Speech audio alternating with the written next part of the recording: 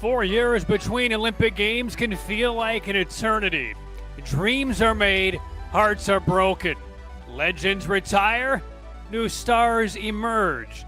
But reaching the Olympics is not guaranteed. Since the close of the Beijing Winter Olympic Games in February of 2022, the landscape of speed skating has dramatically changed. Six-time gold medalist Lorraine Vos, the most decorated Olympic speed skater of all time, retired. So did Nils van der Poel, Irene Schouten, Sverre Pedersen, and Thomas Kroll. Their departure certainly left an Olympic void, but the newest stars have already emerged. The USA's Jordan Stolz leads the next generation, along with the Netherlands' Jenny Nebo, Joy Bona, and Femke Kok. 4 years of waiting for Milano Cortina has dwindled now to a mere 3 months. And today, that final chase to the Olympic Winter Games enters the home stretch. And Jordan Stolz and all the stars are entering the Utah Olympic Oval, which is the site of almost all world records in speed skating set over the last few years. 2 of them may be challenged here tonight.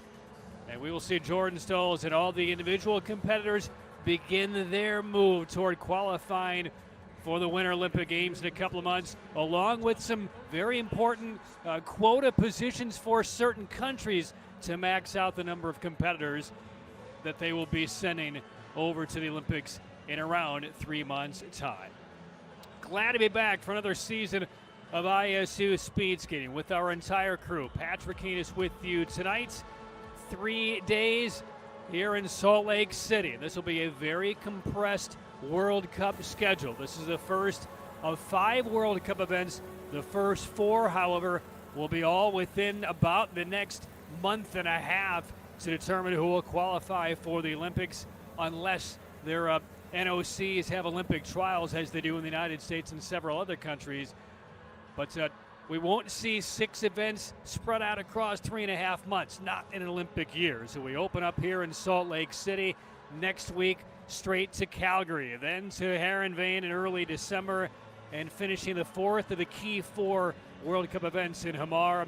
The last one will be in Innsbruck, Germany, toward the end of January, but the Olympic teams, the Olympic quotas, will have all been determined by them.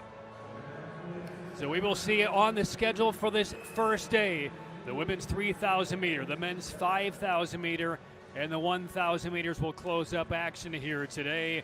Tomorrow we will see the 500s for the women and the men. We'll see the 1,500s as well. And then on Sunday, closing day, we will see the second running of the 500. The mass start team pursuits will close out the activity and this weekend in Salt Lake City. Fans are gathering in as we reach the fastest ice on Earth. That is what this Utah Olympic Oval has been characterized as over the last couple of decades, with very good reason. 15 current world records on both the men's and women's side have been established on this ice. Here's a look at the lineup. We will see 8 pairs in the women's 3,000 meter, and we'll see some big names. There's seeing the 7th pair, 2 outstanding emerging stars for the Dutch. With Marijke Kronenvoet and Joy Bona, they will be in pair number 7. And some big names will precede them. We are ready now for the opening pair on this evening session on day 1. And in the opening pair, 2 from China, as we will see Bin Yu Yang from China, 23 years of age, and Tai Jin wearing the red armband. She'll be in the outer. Tai is 19 years of age, and we will get things underway. 7.5 laps, the first of the 8 pairs in the women's 3,000.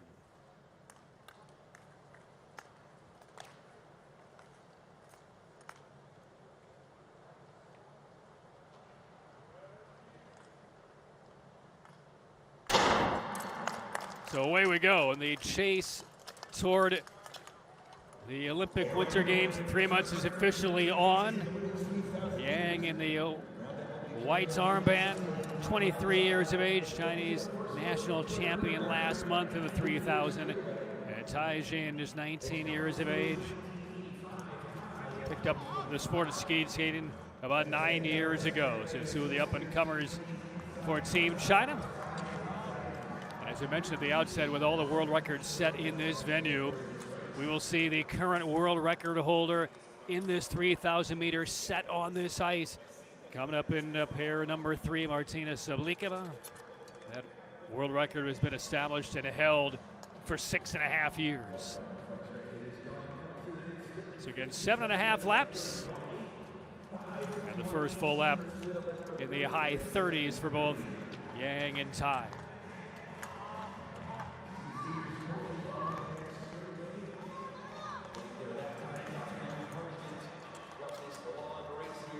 Yang in the white armband. Her personal best was set on this ice last January, almost 2 years ago now. 4:01.32. Again, the world record is at 3:52.02. So Yang's had a pretty good World Cup season last year. Number 3 overall in the mass start rankings. Behind Kronebaud and Manganello of the United States. Meanwhile, tied 7th at the Worlds last year in the 5,000 meter. That was the highest finish by a skater from China. And a match race almost dead even at that 1:53.75. Inside the final 4 laps to go. We'll see Sablikova coming up in the 3rd pair. Francesca Lollobrigida and Ivani Blondin in pair 5. Isabel Weideman in pair 6. And then Kronebaud's in pair 7 with Bona. And Ragnar Viklund and Valerie Malte of Canada will wrap things up in the women's 3,000. Inside 3 laps to go, still only 1/100th separating these two skaters here in the opening pair. Again, over the course of the weekend, we'll talk about the qualifying process for these skaters individually, and also for some of these countries. We'll try to max out their available number of skaters heading to the Winter Olympic Games in about 3 months. 2 laps left. Tied inside a second on top.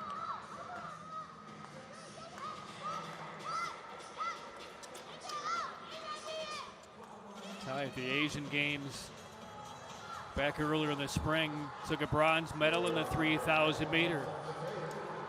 And beginning to pull away from her teammate, Yang Binyu. There's the bell. 32.16 on that last lap, picked up about 1.5 seconds on Yang on that penultimate lap.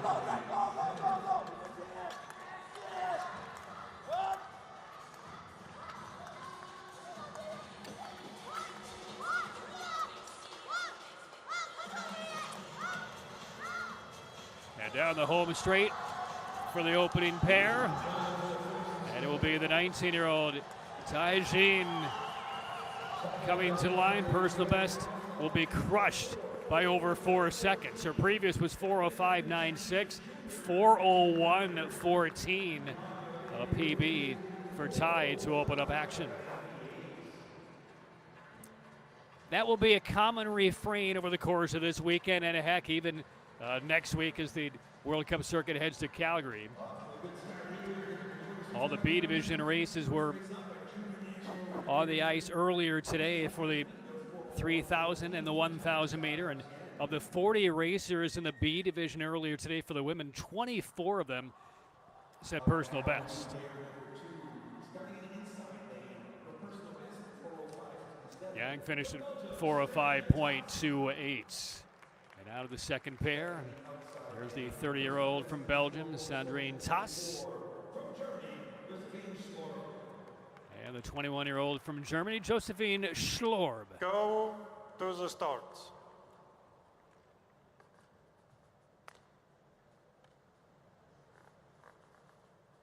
Ready,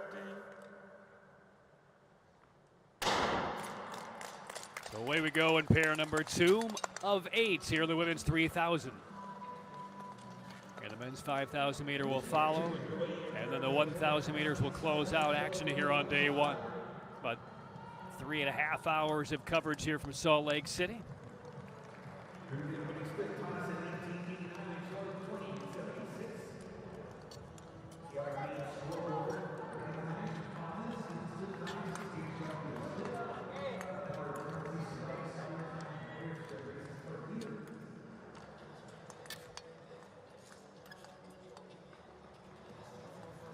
Good look at Sandrine coming down the home straightaway.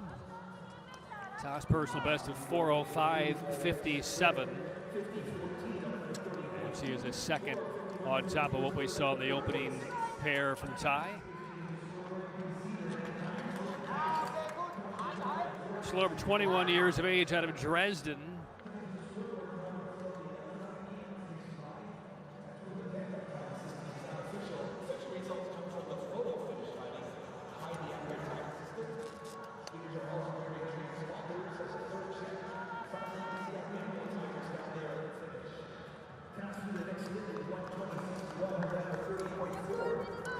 .47 on that lap for Toss, who started her career at inline, as many of these skaters did, moved onto the ice about 7 years ago.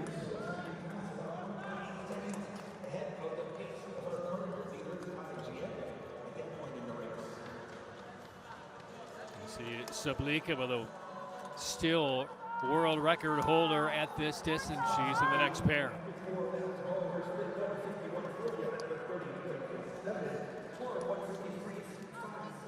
These distance races, always imperative to follow the lap times, try to maintain that consistency every 400 meters around the ice. 30.7 on that previous lap by Toss.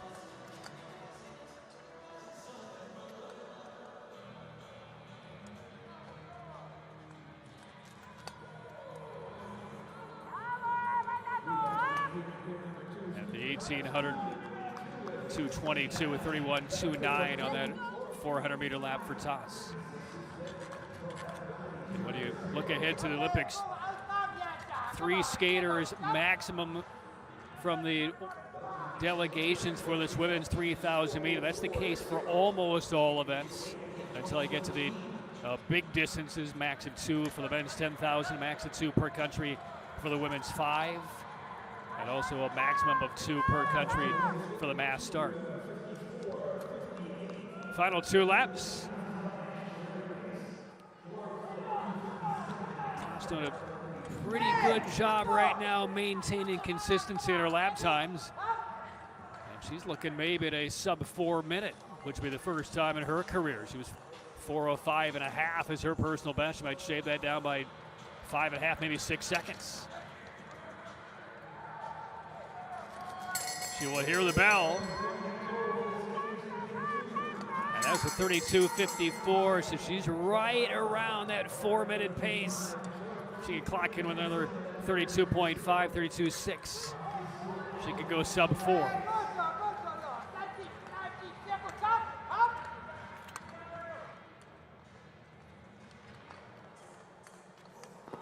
And feeling it around that last corner, here comes Toss. Still both arms on her back as she comes toward the finish. Will she get below 4 minutes? Just a little bit high.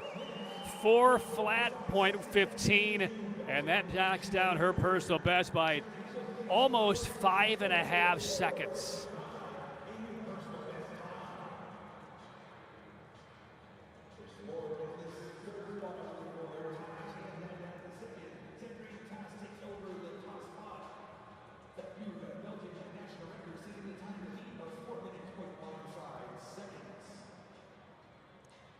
Schlarb 4:04.55.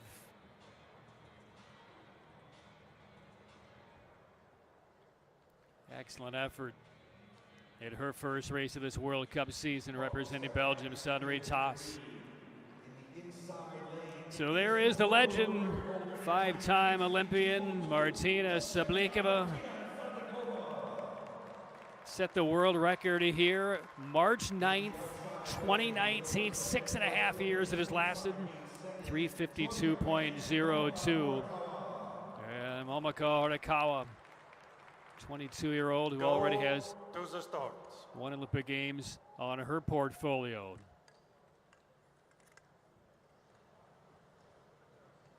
Ready. Oh, that was a cool thing to see on the wall. The name, the time still etched on the wall inside the Utah Olympic Oval of that world record performance. So I went back and watched the race earlier today.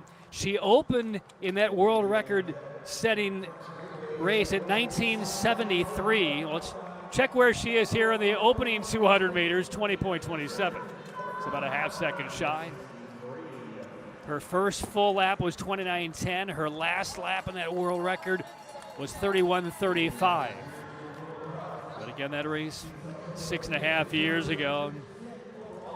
Sablikova was a mere 31 years of age. She's been skating since she was 11. Flag bearer back in 2006 in Torino, the last time the Winter Olympic Games were in Italy. And she's trying to get back now for a 6th time in her career. Olympic champion. A couple of gold medals in Vancouver, the 3,000 and the 5,000. One in Sochi also in the 5,000. I mean, she is a legend of the sport and trying to reach one more Olympic Games. 30.55 on that lap by Sablikova, about a half second off the pace set by Toss. Now the world record that Sablikova actually set here broke a world record that she set about a week earlier in Calgary. At 3:53.31, came here the following week, dropped it down by about a second and a third. Will that record in the 3,000 be tested today? Unlikely. But this is really interesting for these skaters on the ice as the World Cup season begins. They want to make sure that they ensure themselves good positioning to qualify to get back to or get to an Olympic Games for the first time in some cases. But you want to make sure that you're pacing yourself for the real moment that you've been waiting in life to perform in Italy in 3 months. That's why looking ahead of the men's 1,000 meter tonight with Jordan Stalls from the United States. Will he take a shot at his world record? He's already been fairly fast over the course of the last couple of months. But how emphatic will these athletes be to put up some big times? Or are they just trying to get themselves all primed and ready for the Olympics here in about 90 days? 31.36, consistent number for Sablikova. Right now she's out ahead of the time set by Toss.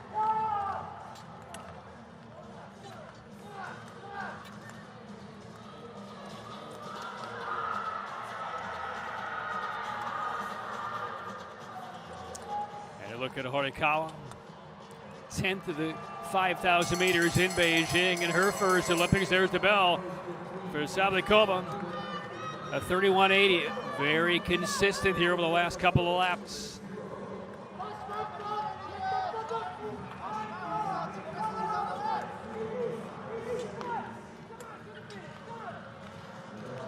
Sixteen-time world champion Martina Sablikova coming around that final corner.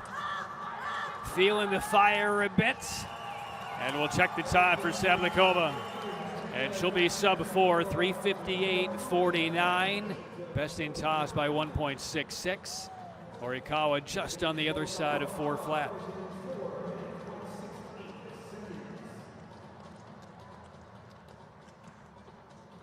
Never can really read the emotions and how pleased or displeased on Sablikova's face as she comes across that line.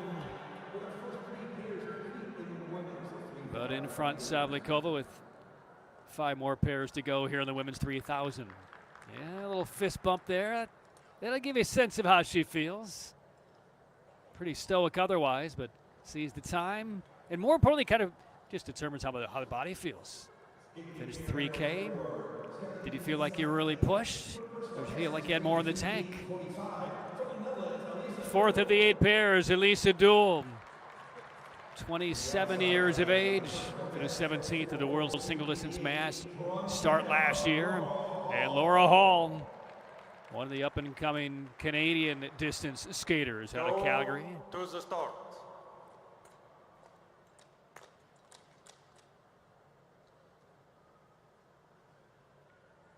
Ready.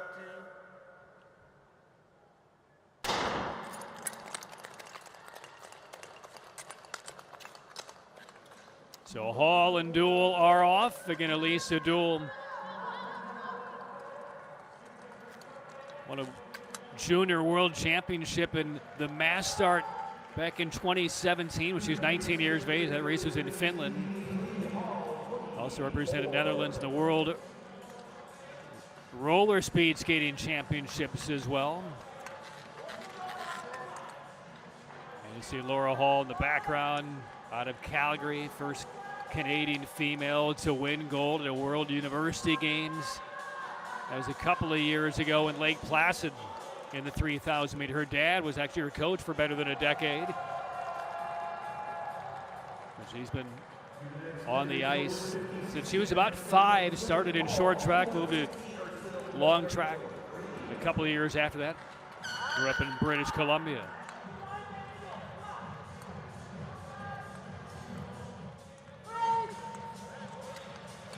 Ebony Blondin and Valerie Maltin, the 2 remaining, actually, and Weideman as well, 3 remaining Canadians in this field here tonight. And the Dutch will have 3 as well, with Bente Kirchhoff along with Groenewoud and Bona.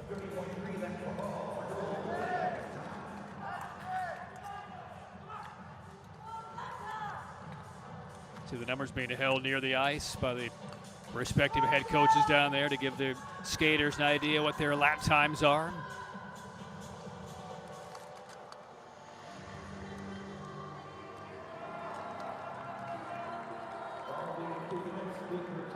Hall right now on top by about a half a second. 30.8 on that last lap time. She'll be notified now, come to pass her coaching staff. At the Worlds last spring, Hall finished 11th in the 5,000, 23rd in the 1,500. She's already trying to bring in a little extra oxygen and come around that corner. Doll looks very comfortable.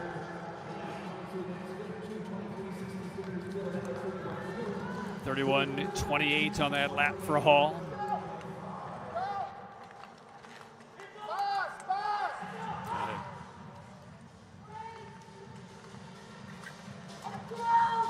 It's a tight pass between Doll and Hall. Doll just going to squeeze in ahead of her.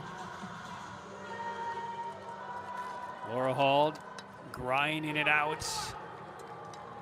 Trying to keep both hands on her back. She's losing a little bit of composure. 31.85 there, Doll 32.2. You can see Laura Hall really grinding through the back portion of this race. So much of the speed is maintained on that pristine technique.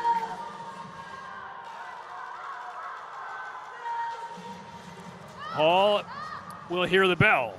And Doll hanging around in this pair. And we'll check the times here. Hall 33.22. Doll picks up about 2/10, and Doll is in position here to try and steal this race away in this pair.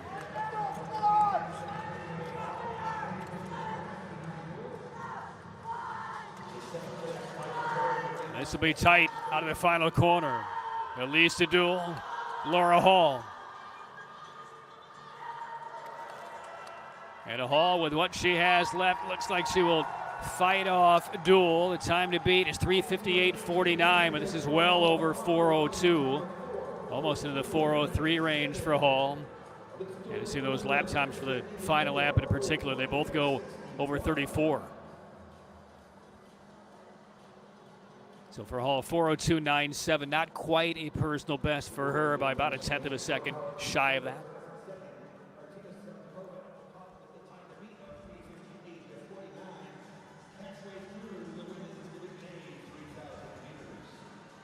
So halfway through the women's 3,000 meter in this A division on opening night in Salt Lake City. And one more look at Laura Hall.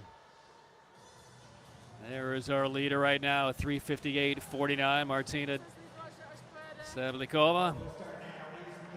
So now we'll get to the bigger names, and one of the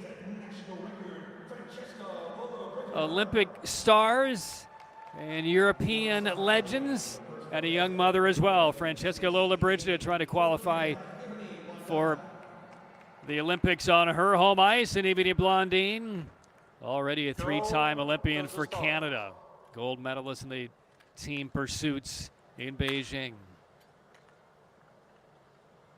Now we'll get a sense how fast this ice really is tonight. Because we should see times now in the mid-350s. Lollobrigida took some time off to have her son a couple of years ago and really came around into very good form toward the end of the World Cup season last year. Got on a couple of podiums. Two-time Olympic medalist, bronze in the mass, silver in the 3,000 meter, behind Irene Schouten in Beijing.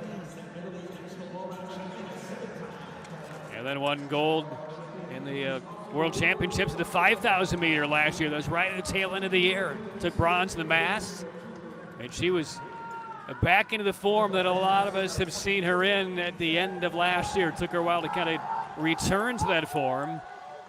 And meanwhile, Evgenia Blondin, one of the more versatile speed skaters on the women's side.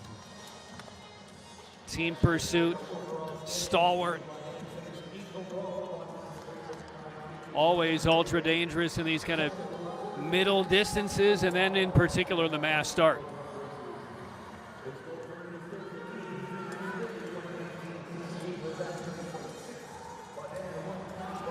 And both off to very quick starts. And you see the one in the black, 0 in red, representing 31 flats on that previous lap for Blondin. Who was an avid animal lover as well, as a St. Bernard, a cat named Boo, and a parrot she's had for 15 years named Gizmo. Blondin picks up about 3/10 on that last lap against Lollobrigida. And now there's the pass by Blondin.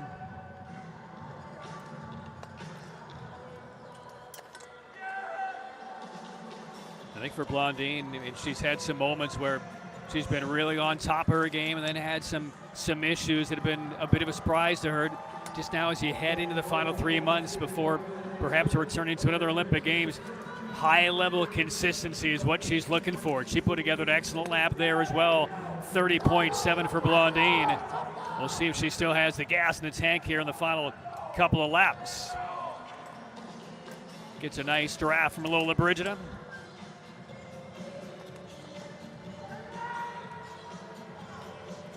Sablikova's time still on top of 3:58.49. Both Blondin and Lollobrigida well out in advance of that here. 31.1 on that lap for Blondin. And she's now about a half second clear of Lollobrigida. Coming up on the bell for Blondin, looking very good. Can she put it away here in the final 400 meters? Blondin's personal best, 3:56 high. Lollobrigida now making a push. And Blondin goes from 31.1 to 32.3, really now losing time. And Lollobrigida in charge of this fifth pair. And Blondin went out very, very fast, as did Lollobrigida. Lollobrigida seemed to pull it back on the pacing in the middle of the race and now save some for the back portion. And Blondine struggling to the finish. It's going to be Lola Brigida swinging both arms. She is going to be our new leader, 3:57.65. And Blondine fades at 3:59.48. So by over 0.8 of a second, Francesca Lola Brigida, the new leader.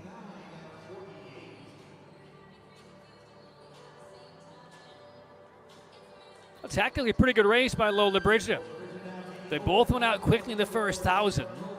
Lola Brigida then seemed to throttle it back, save the pace for the finish. And yeah, she had negative split from that next to last lap to the final lap from 31.8 to 31.7. And that's what puts Lola Brigida on top, 3:57.65. Blondine right now third. But again, you look over Blondine's last 2 laps. She went from 31.1 to 32.3 to 33.6. Meanwhile, Lola Brigida, 31.6, 31.8, 31.7. That's how she was able to take that pair down and become the leader. Pair 6, there's Bente Kirchhoff, 23-year-old, known for her marathon skating abilities. Isabel Weideman, the 30-year-old from Canada, will start on the inner, trying to qualify for her 3rd Olympics. Weideman, part of the gold medal team pursuit squad for Canada back in Beijing. Took a silver in the 5K, a bronze in the 3,000. She's 30 years old now, stands 6'2". And Kirchhoff, 23-year-old, does have a PB a little below 3:59.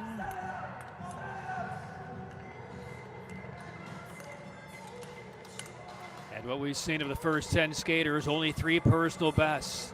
Toss, Ty, and Schlorb. So 3 pairs to go. Rudebaut and Bona are next. Fieklin, Maltet will wrap it up in the last pair.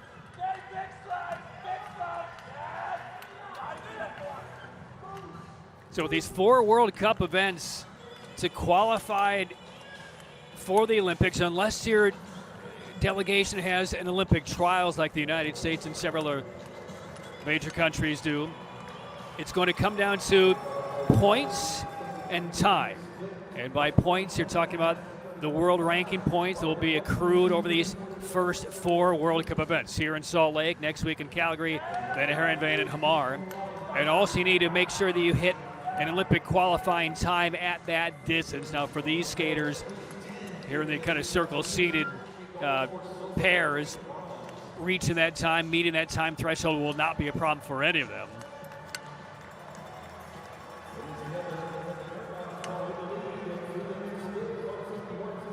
Inside 4 laps to go. A high 30.7 for Kirchhoff in that last lap.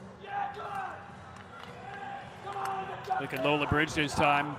Her last 5 laps were all in the 31s.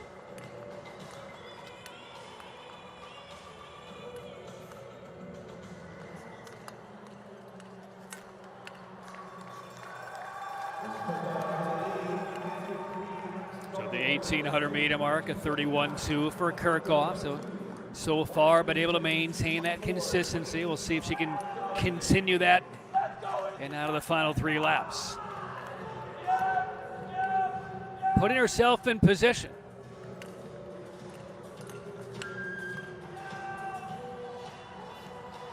Now again for Kirchhoff, didn't see her much in the A division last year at the World Cup level. There are some skaters kind of dealing with some injuries or some anticipating not wanting to be fatigued, kind of opting out to the first 1 or 2 World Cups. And Hans Konijn of the Netherlands is going to be out these first couple of World Cup events for the Dutch, which gives an opportunity for Kirchhoff. Imperative for her to, again, skate well, to give herself a chance to maybe make the team, but more importantly, just to make sure that the Dutch max out their quotas for all of the women's events. In Milano Cortina, there's the bell.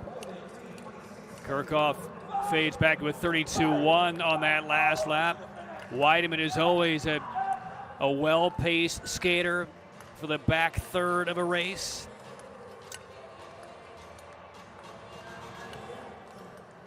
Lola Bridger, the leader, 3:57.65. Weideman to the left of your screen. Will she get underneath it? To the line, and not quite by 1900s. Lola Bridger still on top of the table. A nice race by Weideman, 31:13 on that final lap. So she will slot into the number 2 position. And Weideman, like Lola Bridger, negative split from that penultimate lap to the final lap. Weideman went from 31.4 to 31.1. That's a very consistent race from Weideman. Still about 2.5 seconds off of her personal best. But again, this is World Cup event number 1. Certainly not wanting to have these skaters peak too soon. Lola Bridger still sitting on the lead.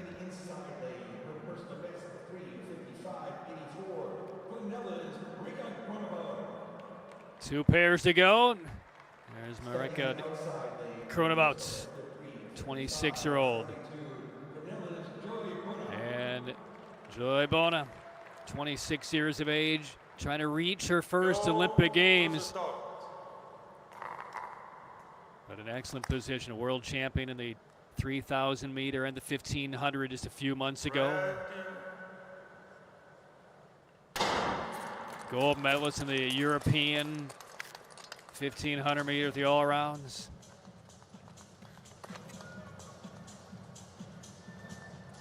Kronebaut's meanwhile 3-time mass start world champion. 2021, 2023, 2025. So when you're talking about the depth of this Dutch program, you're looking right at 2 of their stars of many. We'll see Jutta Leerdam a little bit later on tonight in the 1,000 meter. She's been training over here in Utah over the last few weeks to really get herself ready to come out sharply tonight.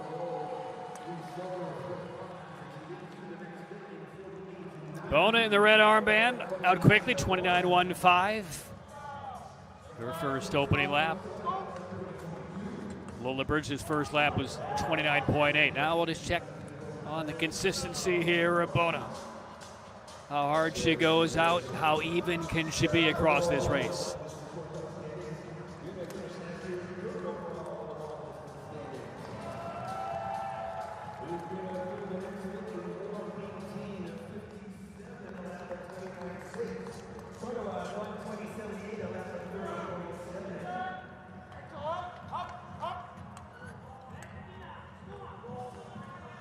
Straight on look at Joy Bona. And there is Kronebaut. Kronebaut several years ago, before she came full-time onto the ice in speed skating, was a part-time baker at a bakery, made a lot of birthday cakes, part of her passion off of the ice. And Bona, 30.14 on that last lap.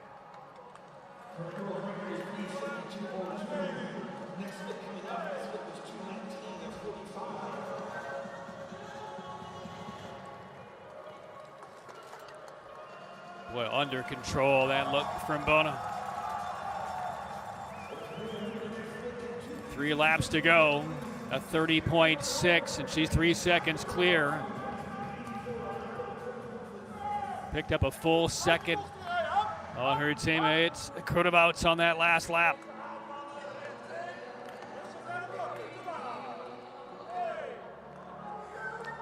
There you see in real time, the lower right-hand corner. Sitting about 3.5 seconds ahead of Lola Bridger's pace. 2 laps left for Bona, a 30.8. But Bona looks excellent.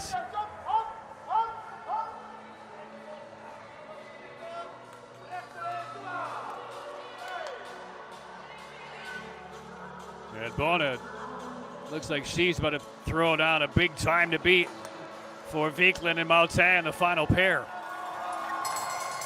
There's the bell for Bona. Again, the reigning world champion of the 3,000 meters. Looks like she is barely breaking a sweat down the back straight. Her personal best is in range, 3:55.72. I mean, she's looking like she might be down to the 3:53s. Bona driving for the finish. An awesome opening race from Joy Bona, 3:53.69. And that's a personal best by over 2 seconds. And Kronemout will cross a little over 4:01. Whoa, now we're seeing some emotion. It's mid-November. Milano Cortina's 3 months away, but Joy Bona throwing down the gauntlet with that number.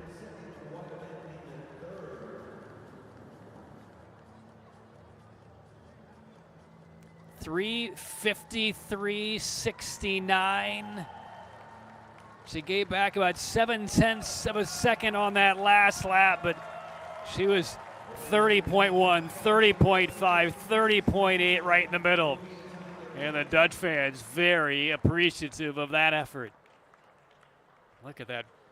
By almost 4 seconds over Lola Bridge this time. And 1 pair left. That's an attention getter, no doubt. For Anna Vikeland, 25-year-old out of Norway. Now, her personal best would not be fast enough to beat the time we just saw from Bona. And here's the 4-time Olympian from Canada, Valerie Maltais. Go to the start.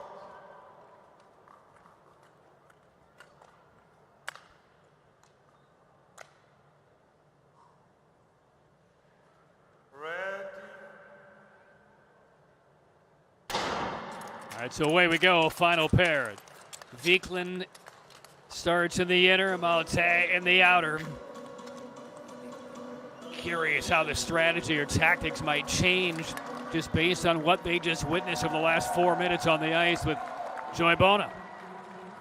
If it does at all. And they know what 3:53 feels like, at least in their heads, although neither has skated below 3:54 ever.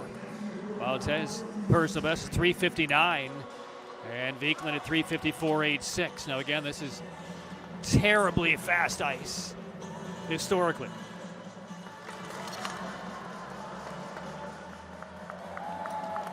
So we'll watch Vikeland on the white armband on the right side of her screen, now the left. 29.85 for Vikeland. Just to compare the numbers, Bona's first lap was 29.15.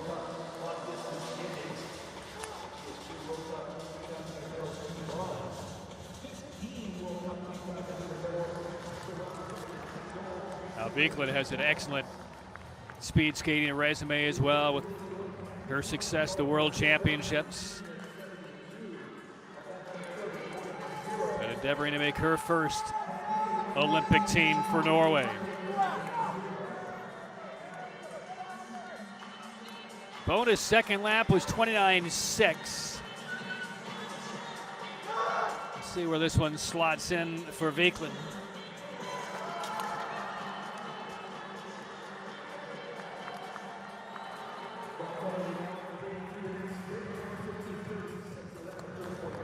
Vikeland 30.69, up from 30 flats. So Bona by about a half second on that lap inside the race.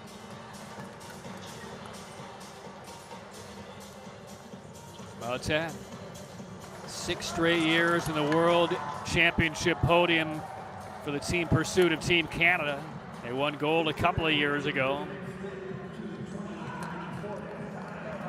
30.5 and better than a second and a half off the pace from Joy Bona. So So if there's going to be a push in this one for Vikeland, it's going to start right about now.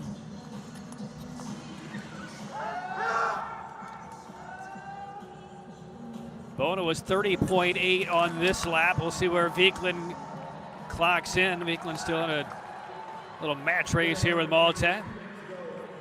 30.96 for Vikeland, 30.93 for Malta. So unless there's a big final couple of laps here, it's going to be Joy Bona.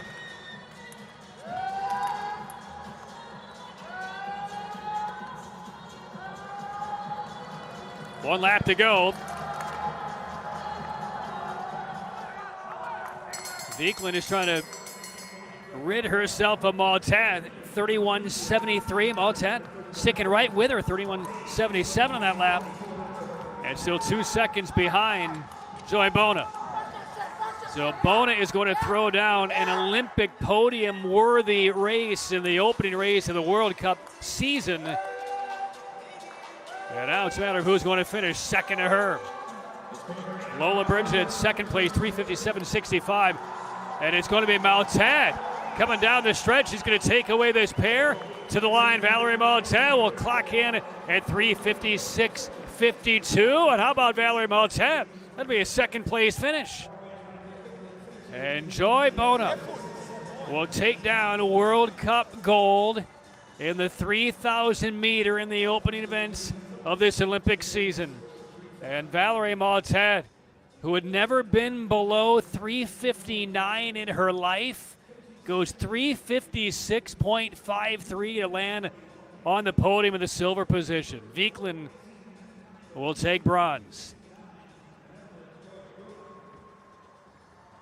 Huge race from Bona, equally large, relatively speaking, for Valerie Maltat.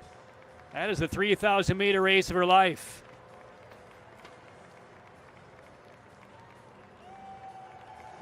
And boy, does that give you confidence looking ahead to February. And Bona, mission accomplished with an outstanding ride here in Salt Lake City in the 3,000.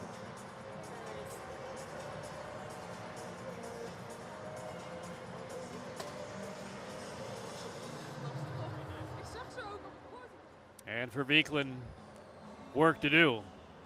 But again, it's a delicate balance, right? How hard do you want to go out? What are you trying to prove? What message are you trying to send versus pacing yourself according to your plan, your coach's plan, to get you in a peak shape for February in Milano Cortina.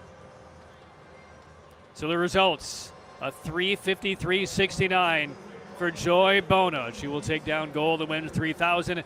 Valerie Maltat, a career race in the 3,000, finishing second, but still a distant, nearly 3 seconds behind Bona. Vikeland third, Lola Bridget fourth, Vitamin fifth. And the world record holder Martina Sablikova finishing sixth. There's the rest of the list. And that will drop the curtain on the first of our 4 events here tonight in Salt Lake City. Zambonis are out, resurfacing the ice. And when we come back, the men's 5,000 meters, 16 skaters, including the world champion, Davide Giotto. We will see him. We will see the young upstart from the Czech Republic, Medved Žilik, Sander Eitram, Ted-Jan Bloman, and others in the men's 5,000 meter. We'll step aside and pause from Salt Lake City. More from day one of World Cup 1 at the Utah Olympic Oval. Joy Bona of the Netherlands, a emphatic gold in the women's 3,000. More coming up in a few minutes.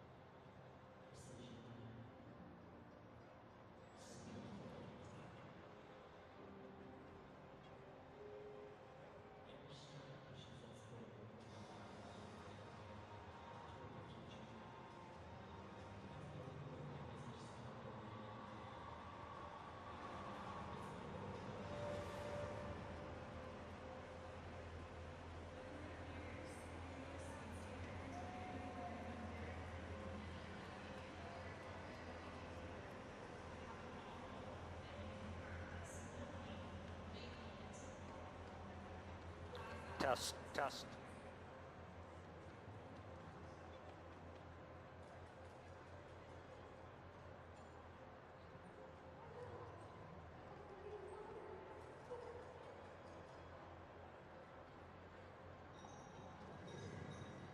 他为什么会选择自杀？我也不怎么明白，是因为自然，因为人的风险问题。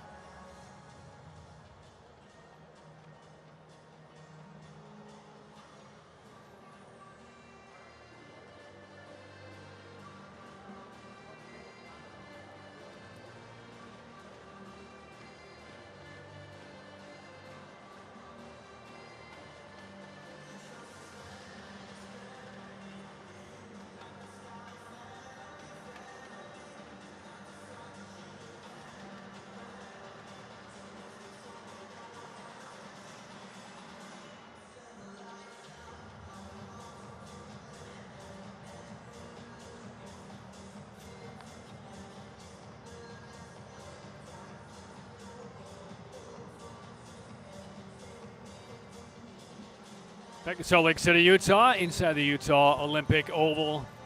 We just witnessed an excellent opening event to the World Cup campaign. Joy Bona throwing down a huge time to claim gold in the women's 3,000. Now we're ready for the men's 5,000 meter. We'll see 8 different pairs, 16 skaters.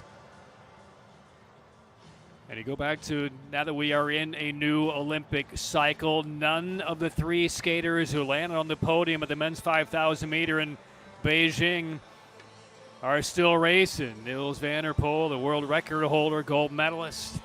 Patrick Roos, Enger Broughton.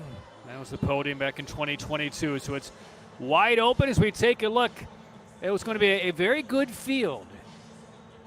It's Jelic from the Czech Republic in the 3rd pair. He is a quick riser, and this is one of his best distances. See Sander Eitram from Norway, Casey Dawson from the U.S., Davide Giotto, who set a world record in the 10,000 meter last World Cup season, and the ageless Jord Bergsma. He'll be skating out of the 5th pair as he tries to reach his 4th Olympic Games.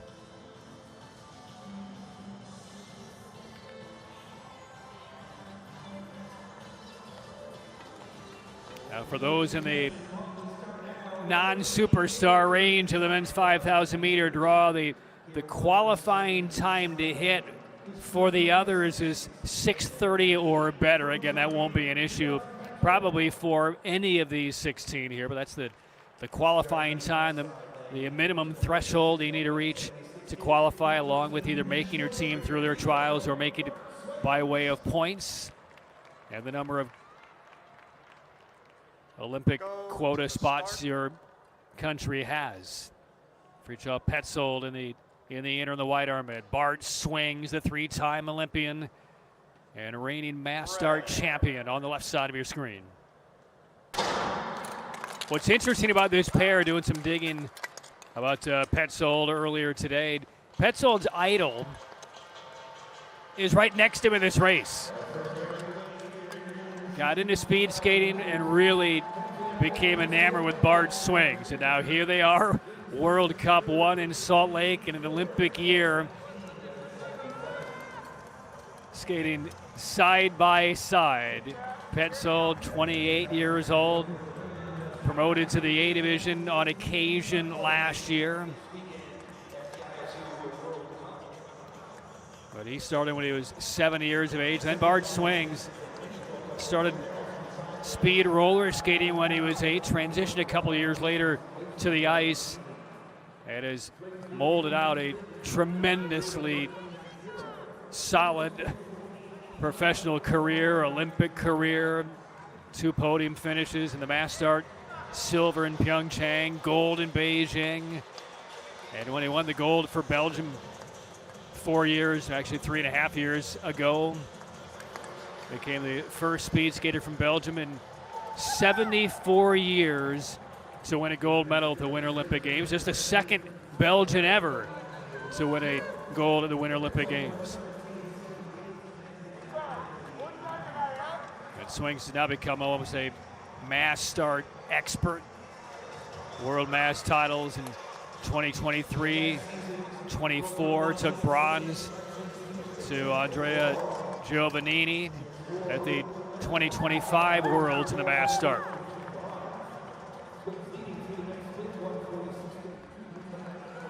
"12.5 lap race. First of 8 pairs, the men's 5,000.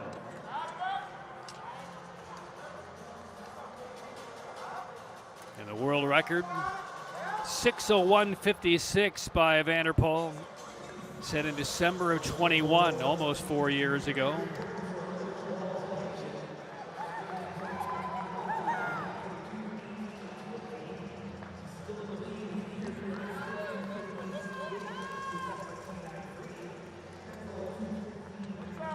B division in the men's 5,000 took place earlier today. Austria's Alexander Farthofer had a personal best, claimed that one. Peter Konchag was in the B division.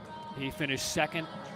Ethan Sepiron was the highest finishing American in 15th place at a 6:15 and change. A lot of personal bests in the B division as well. Almost half of the field. 22 out of the 45 had PBs.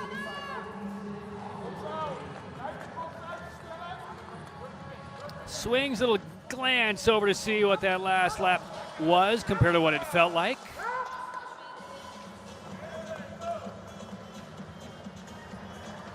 Swings have been right around 29 flat this race so far. Same as Petzold. There they are again. Petzold at 29.0. Swings at 29.3. And a minute lead right now to Petzold.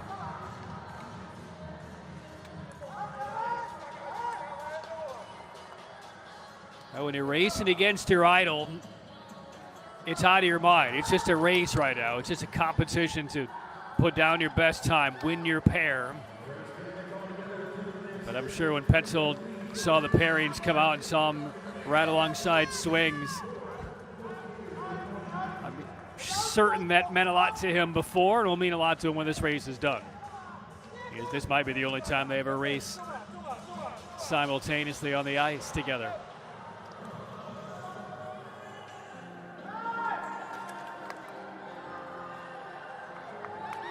Petzold last year, the World Championships in the 5K, finished 15th.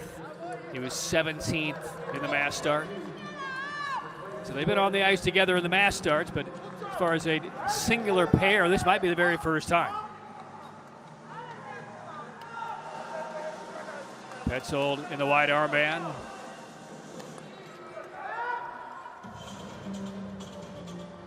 Swings on the right side of your screen. Yeah, both very consistently in that 29 mid-range. 3 laps to go.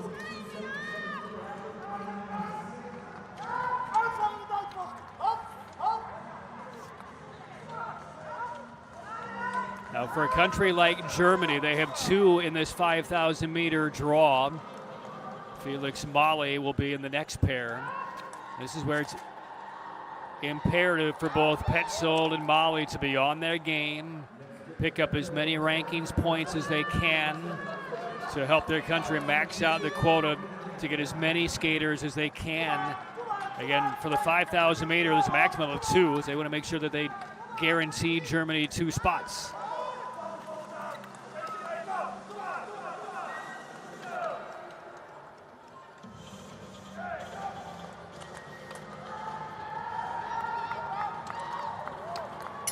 There's the bell, final lap. This one's been tight throughout. Petzold for the first time goes just a hair over 30 seconds. And now we'll see what Swings has. Maybe has extra gear to put away Petzold and win this pair. Heading to the finish. Petzold will finish in the inner. He's a little bit ahead of his idol. It looks like Fridtjof Petzold is going to beat his idol Bart Swings in their pair, and he does by 68 hundredths. 6:12.06 the time for Petzold. Off of his personal best by about a second and a quarter. Swings had been as quick as 6:08 and change.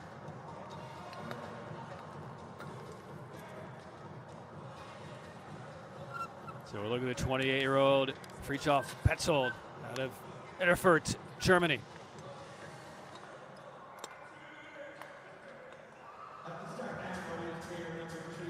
So the extra time that Petzold spent in Salt Lake, has been here for a couple of weeks, paid off. Prepared for this first World Cup events. Sigurd Henriksen from Norway, he will start in the inner, and Felix Mahle, 10th. In the 10,000 of the World Single Distance Championships back in the spring.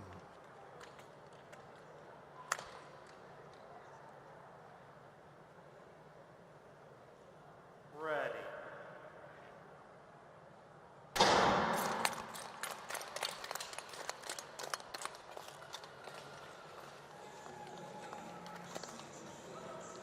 Henriksen, 21 years old from Norway. He had a birthday a couple of weeks ago. His brother was actually an Olympic speed skater, won a gold medal in the team pursuit back in Pyeongchang. Sindre. Yeah, this is Sigurd Henriksson going against Felix Malley.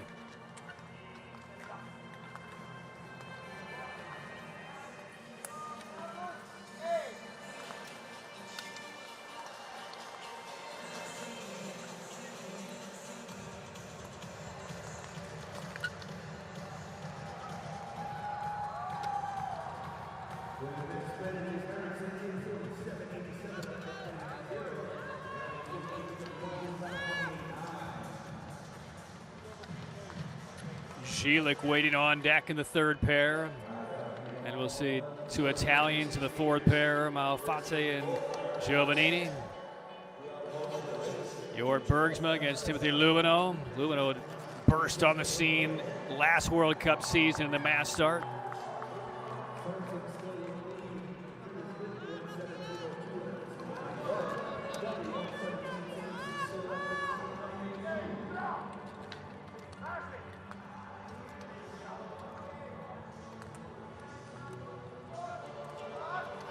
Eitram, Dawson and Bloman, Bosca and Giotto will close out the men's 5,000. Eitram, the world champion. Only one of the three from the world championship podium just a handful of months ago are in this 5,000 draw here tonight.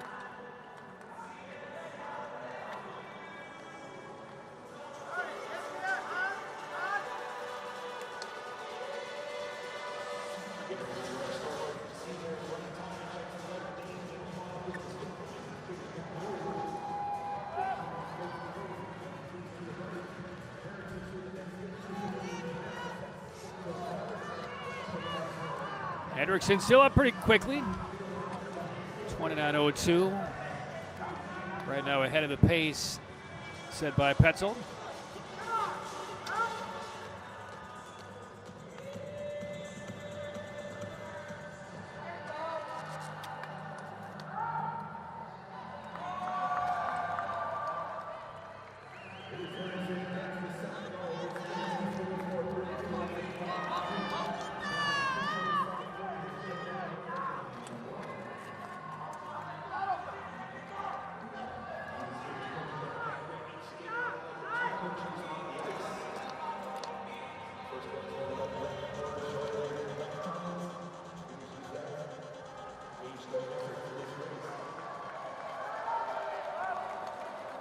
Henriksen beginning to gap away from Felix Malley. 6 laps to go. Picked up another 0.2 on that lap.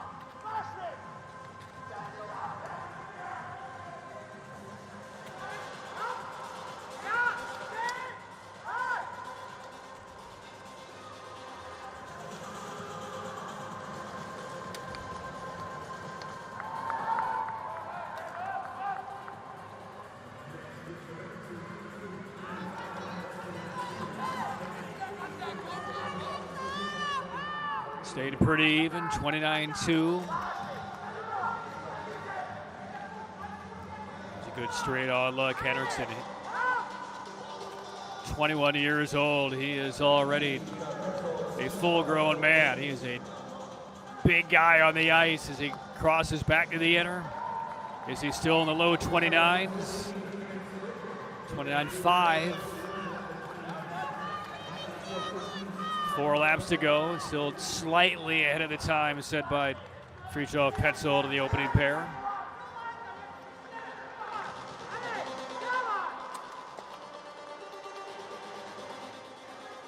Now when it comes to this 5,000 meter, this is kind of the bread and butter for this youngster Henriksen. He won the World Junior Championships back in 22 at the 5,000 meter.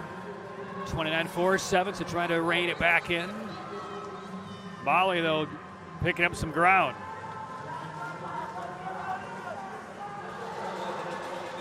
Makes the pass, nice draft for Henriksen. But Henriksen beginning to labor a bit.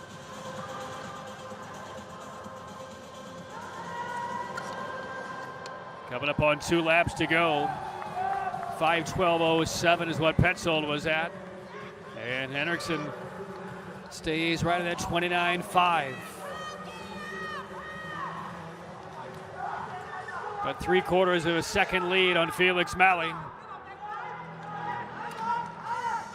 You can see the teeth grinding a bit for Henriksen. Try to push through. The end is near. He will now hear the bell. Felix Malley kind of hanging around. 400 meters to come. And the lead is a half second in this pair for Henriksen. It's 4,400 to the good. And now Malley swinging both arms, trying to drive himself into the final 200 meters here.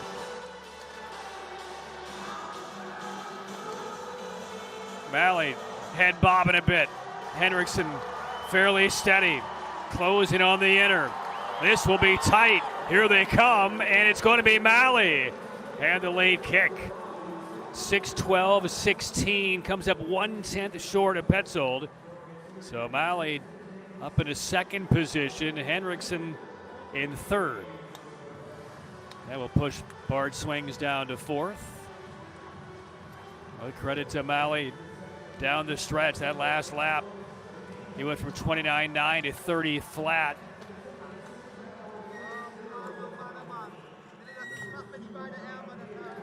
Meanwhile, Henriksen went from 30.1 to 30.8. That's the difference right there. The big burst in the final handful of meters for Felix Malley.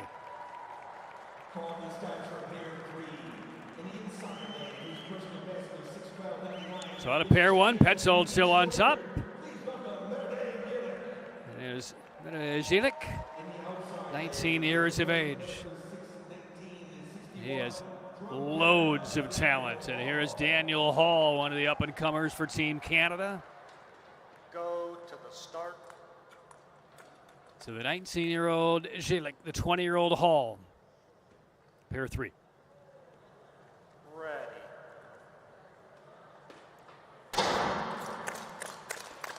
I always saw Zilik really kind of burst onto the scene with all that he accomplished at the junior level. You knew it was going to be a matter of time before he did some neat things and some solid races at the senior level, and we saw that last year.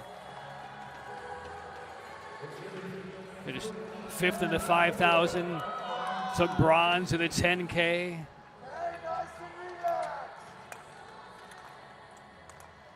Had a couple of podium finishes in the World Cup campaign, and then kind of got the capstone at the end of the campaign. Again, just 19. So he's going to be a face to reckon with at these distance races for several Olympic cycles if he chooses and stays healthy. Meanwhile, Daniel Hall, an exceptional junior level speed skating career as well. Silver in the mass at the World Junior Championships back-to-back years. He's the Canadian junior record holder at this distance in the 5K. So we could see these two on the ice quite a bit over the next decade or so. And Zilik out quickly, as is Hall, both ahead of the pace set by Petzold. Zilik went out fast, 18.8 the first 200 meters. But he is excellent at this distance. 3,000, 10K. I think the longer the race gets, the better he gets.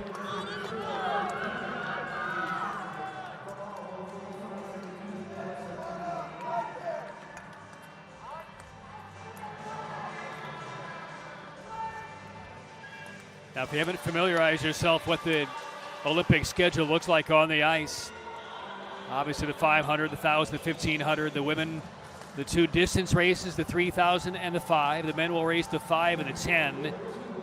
No team sprint, the team pursuit will be on the schedule along with the mass start.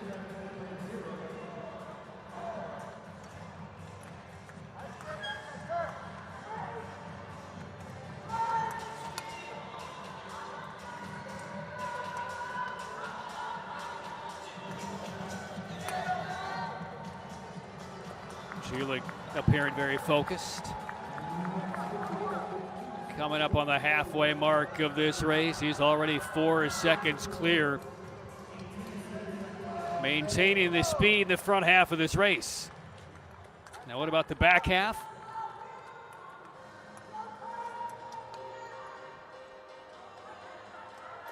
Daniel Hall losing touch with Gilek.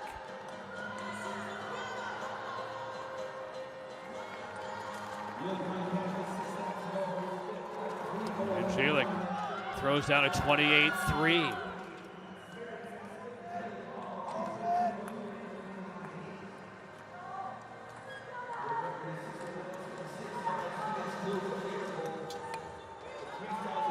We're looking strong, good rhythm. And right now he's racing by himself, for himself. A 28-3 again for Gilek. Well, he's been ultra consistent so far. 3 of his last 4 laps have been at that 28-3 mark.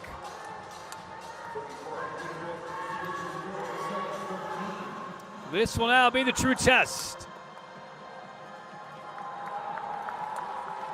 Final 4 laps for Gilek. You see that 28-3 range, 28.65. That's his slowest lap of the race so far. But he still is almost 6.5 seconds clear of Petzold. I think Petzold came in at 6:12.06. For Gilek, his personal best is 6:12.99. So, I mean, you can do the math, right? He's staring down the barrel of maybe a 6:07, 6:08, maybe.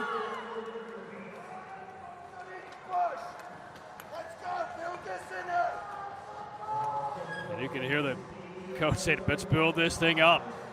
He does not want to see Gilek keep anything up here in the final couple of laps. Maybe he could be in that 6:05, 6:07 range. Goes 28.9. I mean, we'll see where he winds up here. Say, let's go, keep it up. Gilek.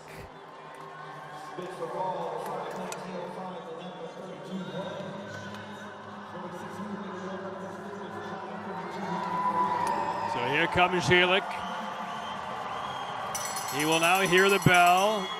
He crosses in 5:33, so he's looking at about a 6:03, maybe 6:04. And what a race this would be. And at least a bit of a daring number to reach for the competitors later on in this 5K. Well, we know the talent is there. This is now an Olympic year, and you want to remember this name, Medete Gilek, coming across, absolutely harpooning his personal best, a 6:02.78. 6:02.78. He beats his personal best by 10 seconds. That is a statement by the 19-year-old. Hall crosses in 6:25. I mean, Gilek over the last 2,400 meters was basically skating by himself. It's a different type of motivation, different type of race. You don't have the draft, it's just all you on the ice. But boy, did he execute to perfection. I mean, the world record is 6:01.56. He's off of that by, what, a second? 1.22.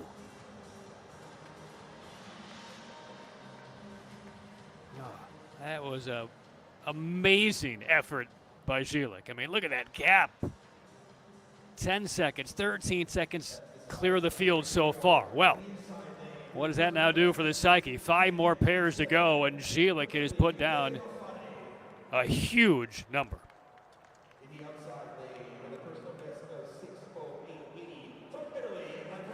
So now the 2 Italians. Go to the Michele start. Malfatti, Andre Giovannini.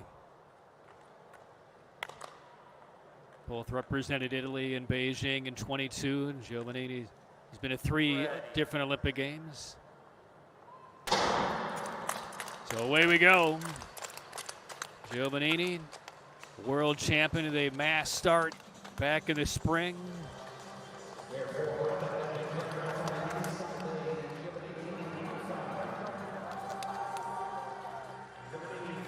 Raced at the distances at the Olympics, going as far back as Sochi back in 2014 in the 5K, Pyeongchang in the 5K, finished 20th in Beijing in the 5K.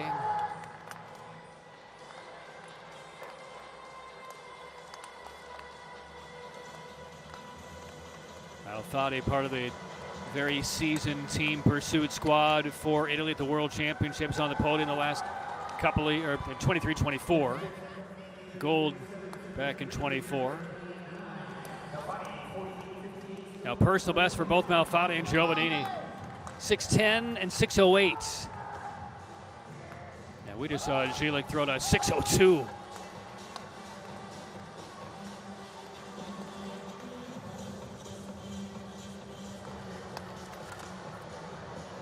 And it's going back on Gilek's ride a moment ago. I went back and saw Niels van der Poel's world record set almost 4 years ago, December of 21.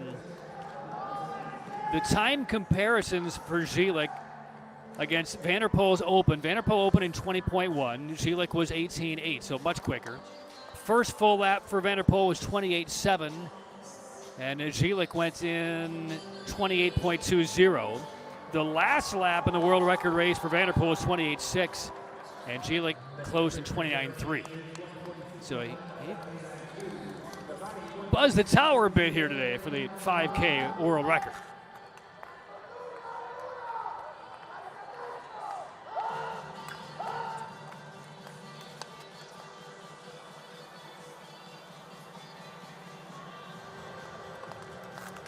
White armband is Malfatti on the right of your screen, Giovannini on the left in the red. At the 1800 mark, 8 laps to go. 28.7 for Malfatti, 29.1 for Giovannini. Malfatti better than 2 seconds off the pace.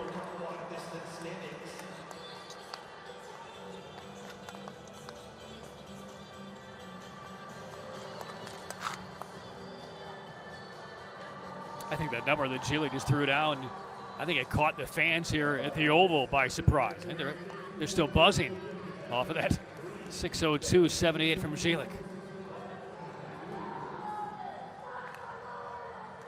Jorrit Bergsma due up next for the Dutch. Staying loose on the infield.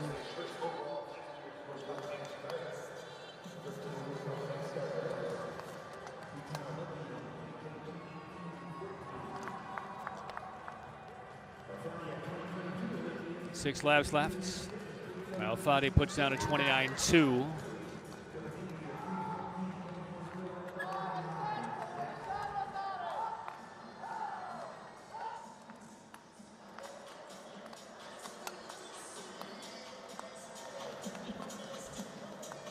At the conclusion of the 5K, we'll get to the women's and men's 1,000. That'll close out day one here in Salt Lake City. Jutta Leerdam, Brittany Bowe, Aaron Jackson will be in that 1,000. On the men's side, Kjeld Naus, Jordan Stahls, Yenning DeBow, Cooper McLeod from the U.S.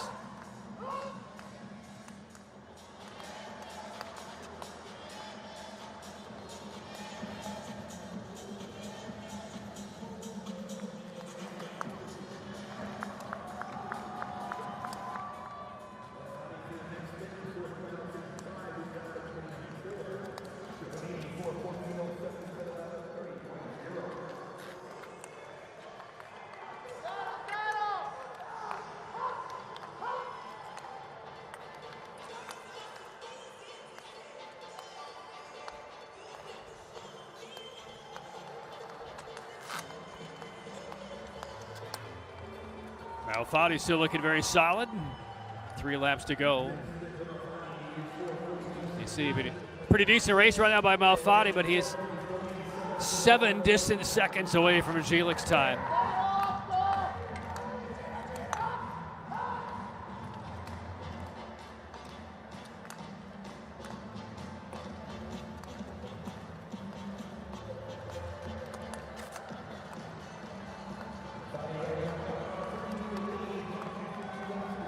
Petzold still second, Mali third.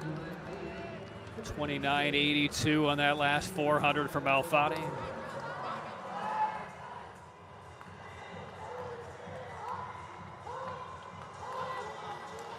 Coming up on the bell lap for Malfatti. Now his personal best is 6:10.97. He might give that a run here. We'll see what the time looks like. 29.82 there. He's pretty much right at it. So another 29.8 should get him right at his PB. Let's see what Malfatti has left here.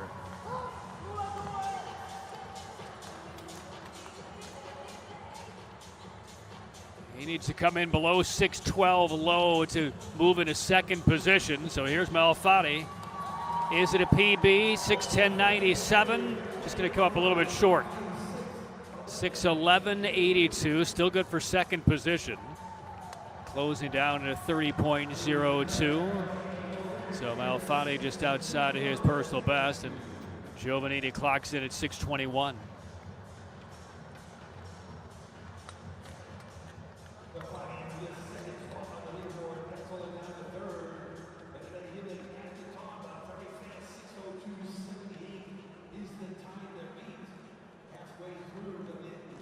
Well, I'm really anxious as we get to the final four pair. Who, if anybody, is going to throw a number close to Gielic's time? Is Giota really going to go after it?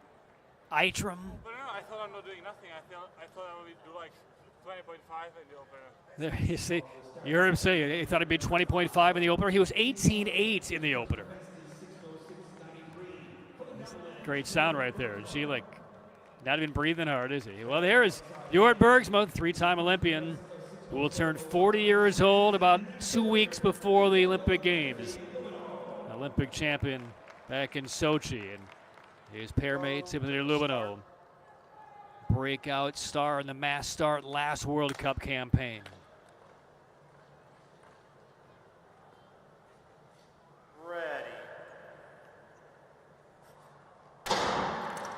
A little bit of a wobble by Lubino, but he froze long enough. Fair start. And when we watched Lubino last year in the mass start during the World Cup campaign, fun to watch. A lot of energy, great strategy, sometimes a little bit off the books. We saw one breakaway in the mass start last year, about halfway through that race, that wound up winning him his first World Cup mass start gold. He claimed another one before the year ended, finished 6th at the World Championships. And now he is an unknown no more.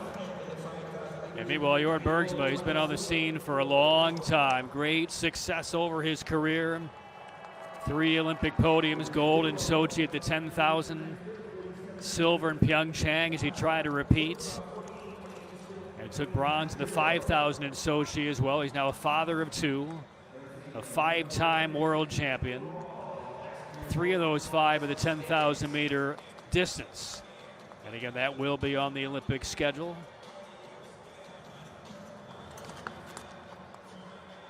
Lubino, meanwhile, trying to get to an Olympic Games for the first time in his life.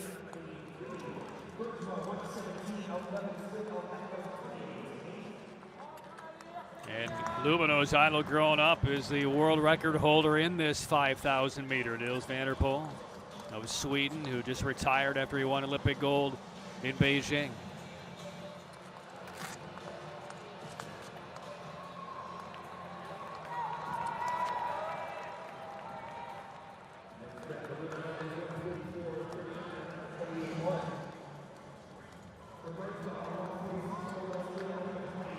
These two have been on the ice a lot together. Bergsma, saw him quite a bit last year in the mass start.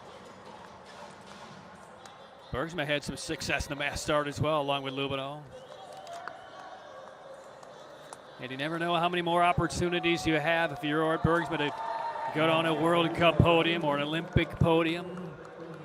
Certainly enjoying the ride as long as it lasts, because once the Olympic cycle ends, that's when we see a lot of these skaters say, you know what, had a great career, enough is enough, let's go do something else. Some will be heading to college, some will be heading to medical school, some will just be off to greener pastures, being a dad or a mom in whatever case it is. So this now becomes kind of the punctuation mark for some of these athletes' careers, long, storied careers.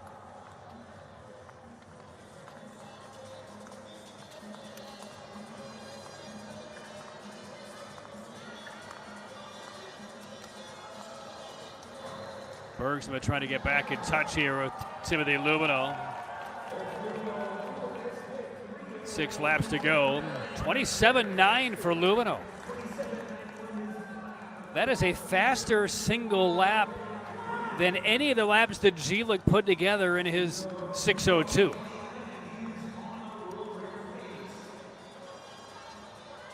And the last 2 laps have been sub-28s for Lubino. So let's watch this, shall we? Can Lubino maintain? There's another 27.9. And Lubino right now is in the lead. And remember, Gielich's time was barely more than a second off of the world record. Hang on here. Lubino, what's he bringing to the plate here at this 400-meter mark? I mean, if he's another sub-28, this could get really interesting really fast. He's 28.2.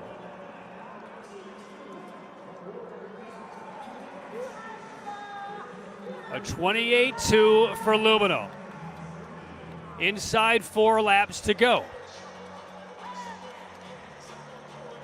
And right now, the 29-year-old from France, Timothy Lubino, he is becoming the story. 3 laps to go. Let's check this time. And there's the comparison with Niels van der Poel's world record pace. And Lubino is better than 2 seconds clear of it. And again, he's chasing the world record of his idol as a kid. And I gave you the last lap for Van der Poel earlier, 28.6. Timothy Lubino. The fans are beginning to stand. They're beginning to buzz. A 28.9, and he still is about 2 seconds ahead of the world record pace set by Niels van der Poel.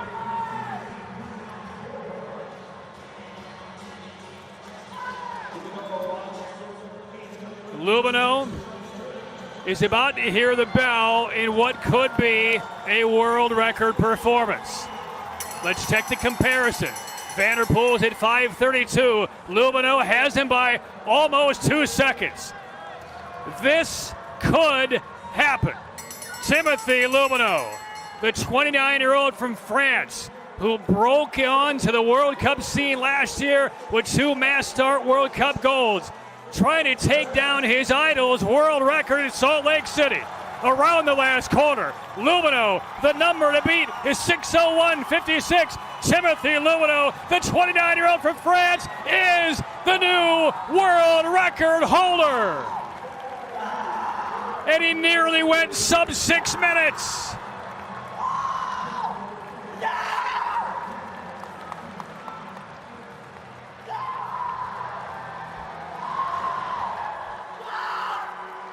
Who saw that coming? A man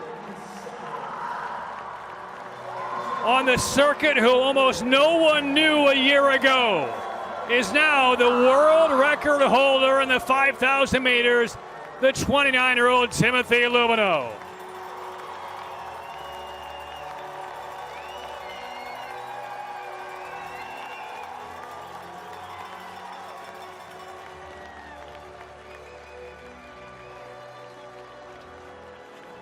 He put the World Cup circuit on notice last year at the mass start. He's now put the speed skating world on notice for Milano Cortina in the distance races. A world record that his idol Niels van der Poel had held for nearly 4 years is gone, and it belongs to Timothy Lubino.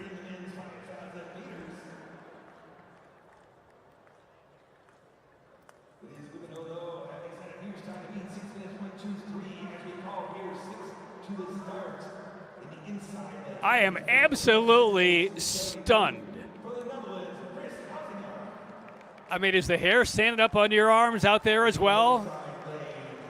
That is a shocking result.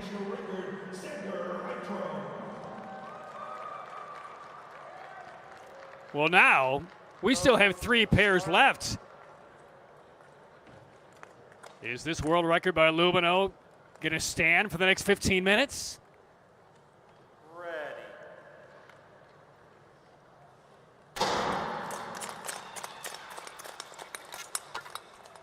Because now we have the reigning world champion, Sander Eitram. He's in the red armband. He'll start in the outer. There's Huizinga from the Netherlands, the 28-year-old. He's on the inner. Wow. I mean, wow, right? Gielik buzzed the tower out of the 3rd pair. A little more than a second off of Vanderpool's world record mark. Lubino not only buzzed the tower, he destroyed the tower and took down the world record by a second and a half. But 3 pairs to go on the fastest ice on earth. Will Lubino's world record hold?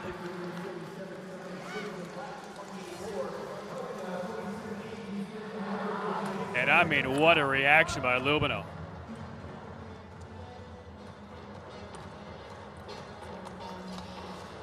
Curious to hear from Timothy and his coaching staff on how the training was going on the run-up to this first day in Salt Lake.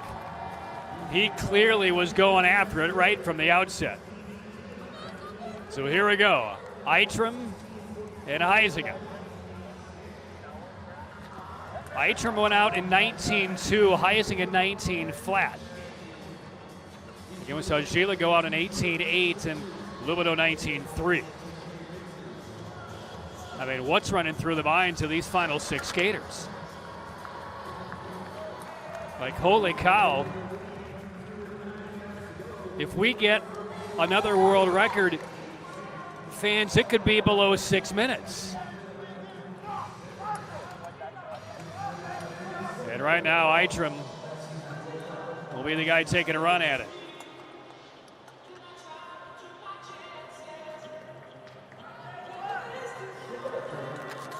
And I'm going back over the splits at Lubino. He went 28.5, 28.3, 28.1, 28.1, then 3 straight laps of sub 28. 27.8, 27.9, 27.9, and he only cracked 29 seconds in his final lap, and it was 29.1. So those are the numbers to watch here for Eitram and Huizinga. I mean, they have got to be in the low 28s consistently. You have Dawson and Tedjan Blumen coming up, then Bosker and Giotto. I mean, right there, 28.9 and 28.5. That's just not going to be good enough.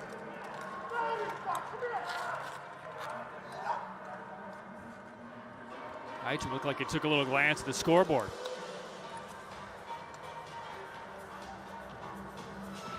Sander Eitram bronzed the World Championships in 24, the 5K, won the World Championship this past spring.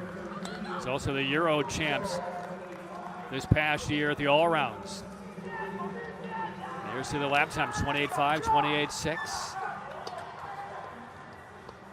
I mean, those aren't necessarily slow lap times, but in comparison to what we just saw from Lubino and Gielik, I mean, that's not going to get you anywhere close to the podium with those 2 skaters today.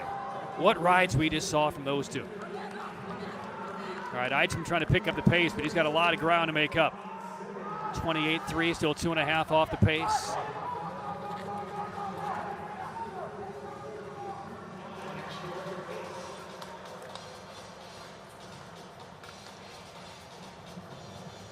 Now, Lubino was 28.2 in this same lap of this stage of the race. We'll see if Eitram is picking up more ground. 28.4, he lost a quarter second there. So he's still 2.8 behind. Huizinga almost 5 seconds back.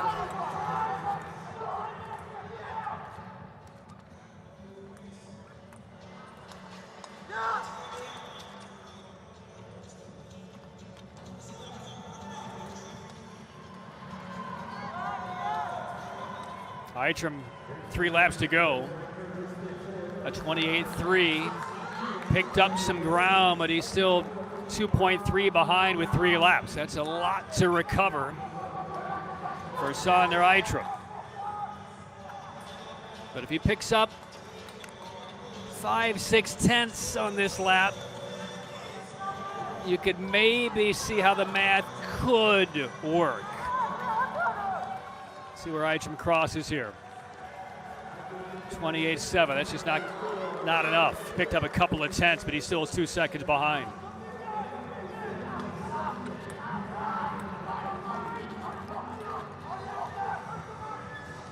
Eitram, the reigning world champion. He won gold at 6:10.05, but again, this is Salt Lake City ice. And there's the bell. Eitram will cross at 5:33.40, so he's looking at around a 6:02. And 6:02.78 is what Gielik just came across in. So Eitram will need about a similar lap to shoehorn himself in a second position here, because he has no shot on Lumino. Lumino crossed right now, and Eitram to the line, and he is going to go into third position. So he does not quite get Gielik either. Final lap of 29.98. That should give you a pretty good idea just how hard and fast that Timothy Lumino went out across those 5,000 meters, because that's the reigning world champion who just clocked in 3 seconds slower than what Lumino did.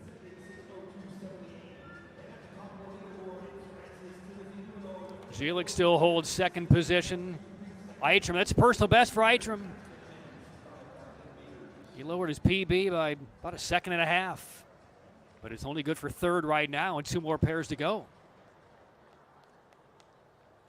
Look at that number from Lumino. He doesn't know what to do with himself right now. he cannot wait. These 15 minutes cannot go fast enough for Lumino. 2 pairs to go. It's not that he's just hoping that he wins the World Cup event. He knows if he gets out of here with the world record, that world record might not be sniffed for a long time. With 2 pairs to go. But he knows how fast this ice can be. Here's Casey Dawson, and there's Ted-Jan Bloemen, the 39-year-old two-time Olympian, Olympic gold medalist in the 10K back in Pyeongchang. Ready.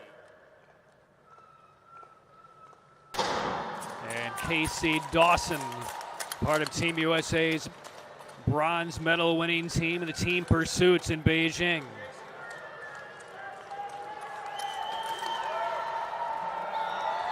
Now for Ted-Jan Bloemen, 6:01.86 is personal best. But again, he's now 39 years of age, and the prime speed of his illustrious career not necessarily still all the way with him. He'll try to reach deep into the bag here and pull out a big time. And for Casey Dawson, the first American we've seen so far on this Salt Lake City Knights in the A division. And the only American racing here in the A division in this 5K.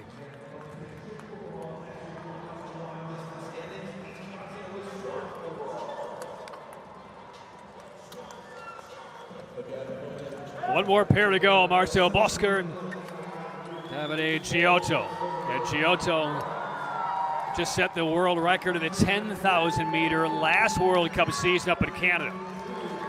So definitely more than capable. We'll see if the training has him in position to really go after what we just saw Lumino put down. Because as I mentioned, if Lumino gets out of here winning gold with the world record in tow, his name might not come off of this wall for years.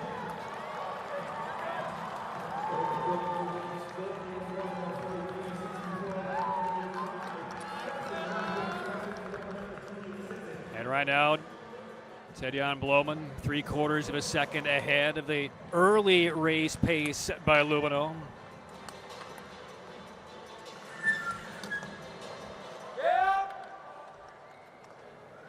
I mean, Bloemen has just had an awe-inspiring career at the long distances over his speed skating life. And his dad was born in New Brunswick. That's how he was able to come over from the Netherlands to Canada to then race under the Canadian flag over the last several years.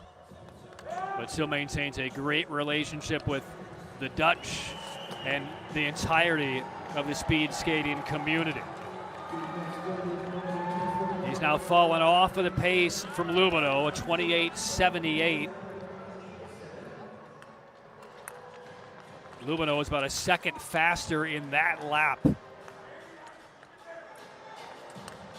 So for Ted-Jan Bloemen, we'll see if he can fight back and get the clock work where it needs to be, or if Lubino can declare himself safe with one pair to go. A 29.1. I mean, Lubino's slowest lap in his entire race was 29.16, and it was his last lap. Bloemen just put a 29.12 in the middle of his race.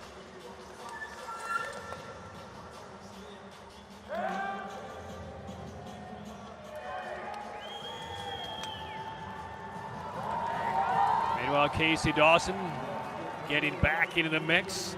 A 29.25 for Ted-Jan Bloemen, and Dawson is making a run at him.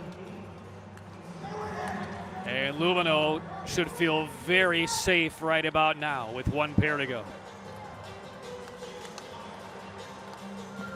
Because it's likely Giotto or nothing as far as that world record holding true for Timothy Lubino.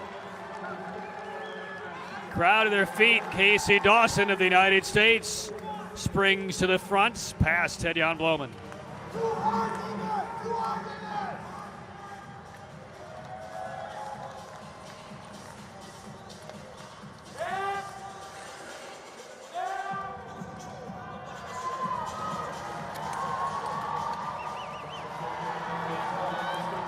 It was interesting when Dawson joined Team USA in Beijing back in 2022. He actually arrived in Beijing about 12 hours before the competition began. He was back in the United States dealing with COVID-19 symptoms.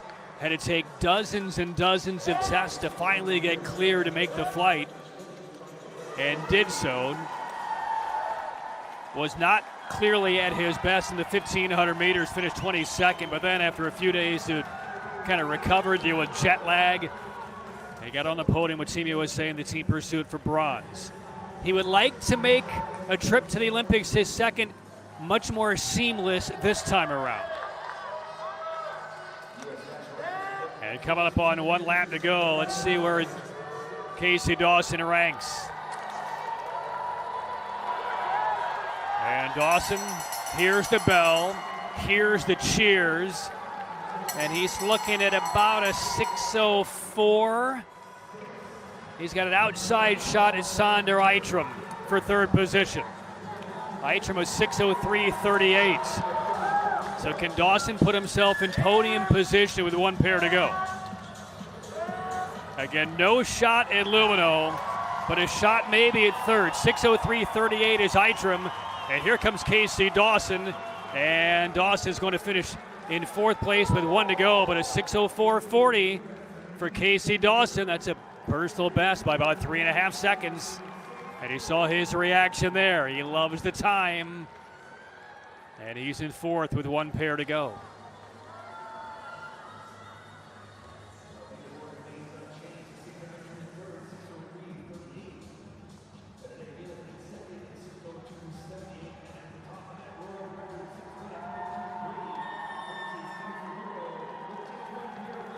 Boy, Dawson over those last, golly, looking over his last 9 laps. I mean, he couldn't have been more consistent. He was 28.7 to 28.8, one lap at 28.6.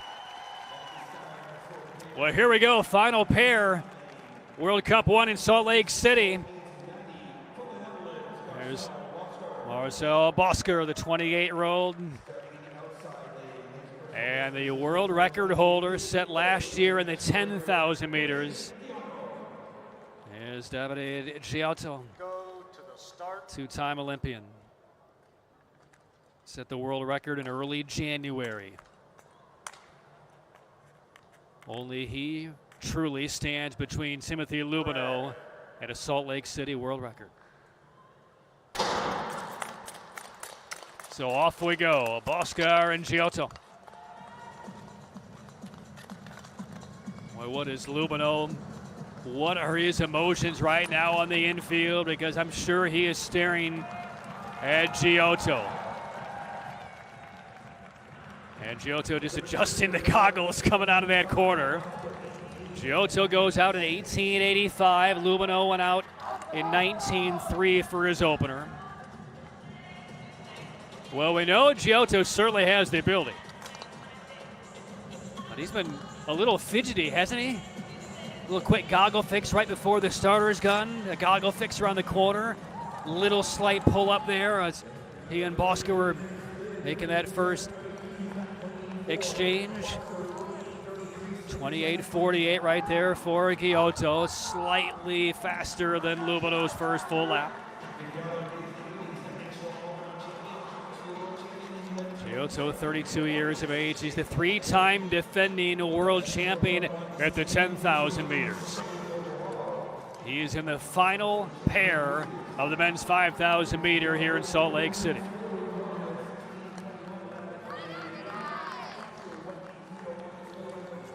And through the first 1,000 meters, marginally ahead of Lubino's world record time.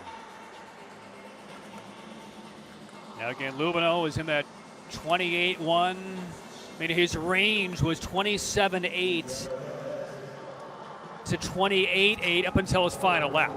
So that's kind of your parameters here to watch for Giotto. 28.31. And Giotto slides slightly behind Lubino's pace. I mean, that 28.31 was not a time that Lubino even sniffed until the final couple of laps. Lubino had been certainly faster. But Giotto knows his pacing. And he also really knows what he's capable of doing at this stage. And again, how is he training? What was the build-up? At 21.18 right there for Giotto. That makes up some ground.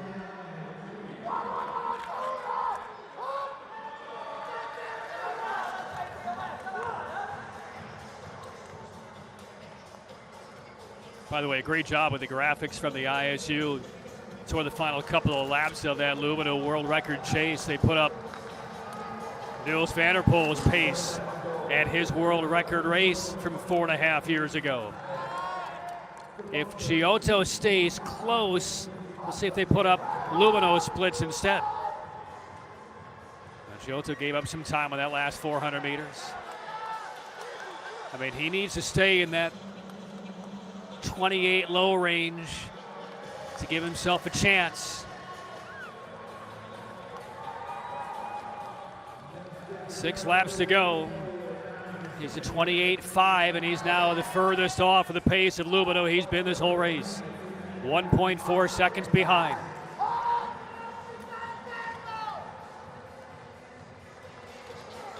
And again, this is another lap where Lubino was in that 27.9 range. I mean, this is all Giotto right now as far as there's no drafting opportunities. And what's the clock? 28.7. Loses more time. He's 2.25 seconds behind Lubino. And this world record is feeling more and more cemented for the 29-year-old from France, Timothy Lubino. Because if Giotto's going to make a play at it, it has to start right here. And Giotto's not going to be over 3 seconds in arrears. And if you're Lubino on the infield, you're not probably saying it out loud, but inside you're probably saying, I got it, I got it.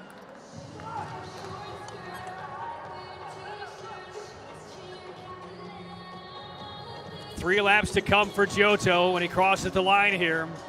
And what's the distance now between him and Lubino? It is considerable, 3.37 seconds.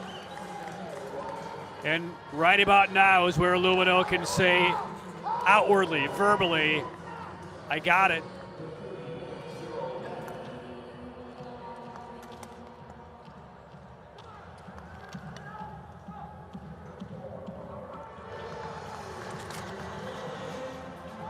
And the push of this mid-November night is just not there for Giotto. But again, he has other aspirations, not in November. His are in February. He's 4 seconds behind. And the staff of the Italians know the end result here. Now it's just a matter of where Giotto will finish.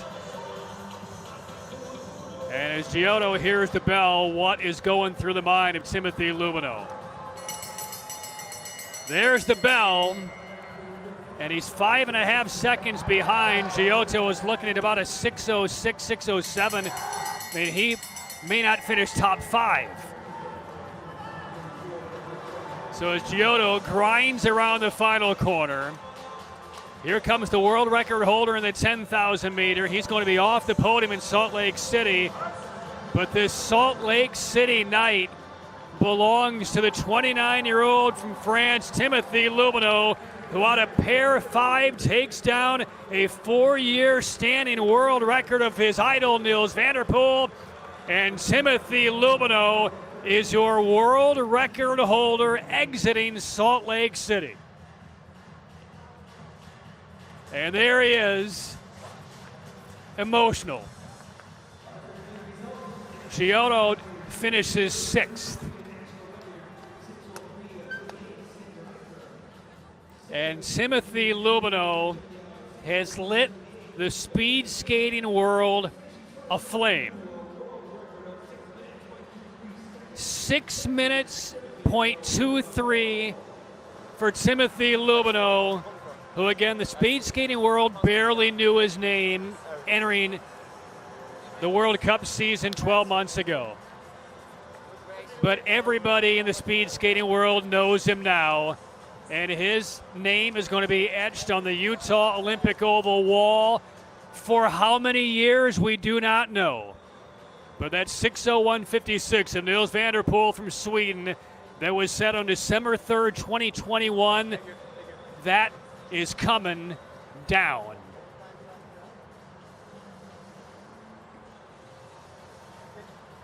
A stunning, otherworldly world record ride for France's Timothy Lubino.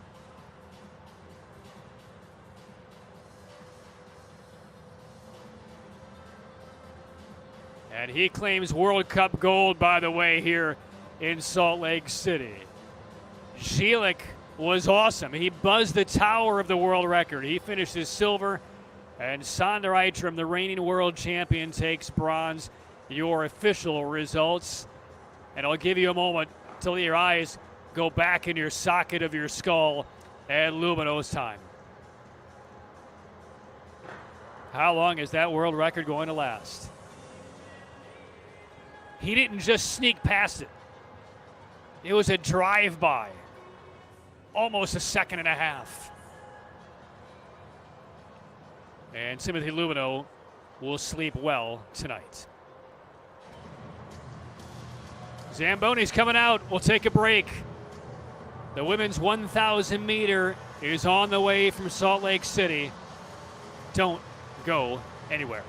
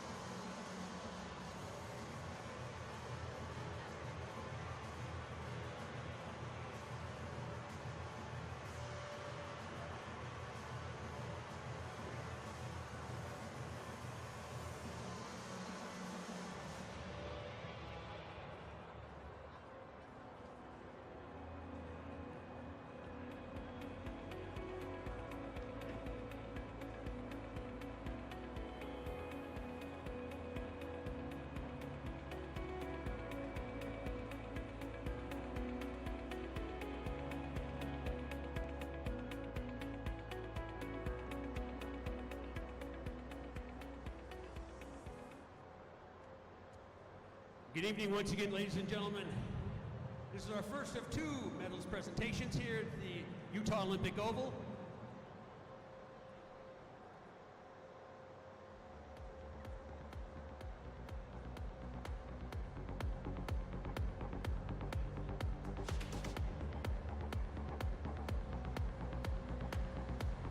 Fans and guests, as we're watching our Team Zamboni pilots driving through, we're getting ready for the medal ceremony for the ISU Speed Skating World Cup stop here. The first stop in Salt Lake City for the women's 3,000 meter.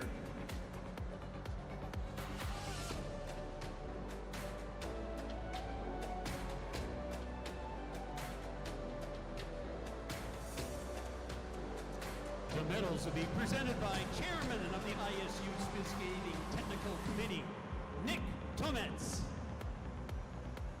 And our gift presenter will be the CEO of Visit Salt Lake City, Caitlin Eskelson.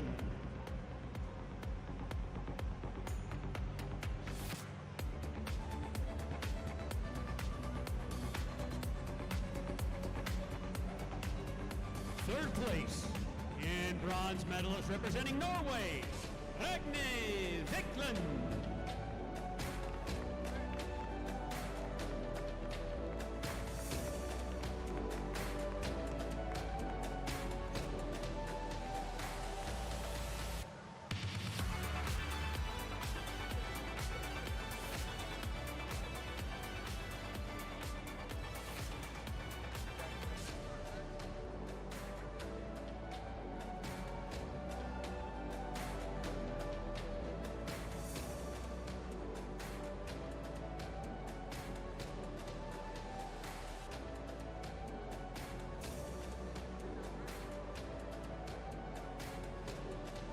Second place in silver medalist representing Canada, Valerie Mulcahy.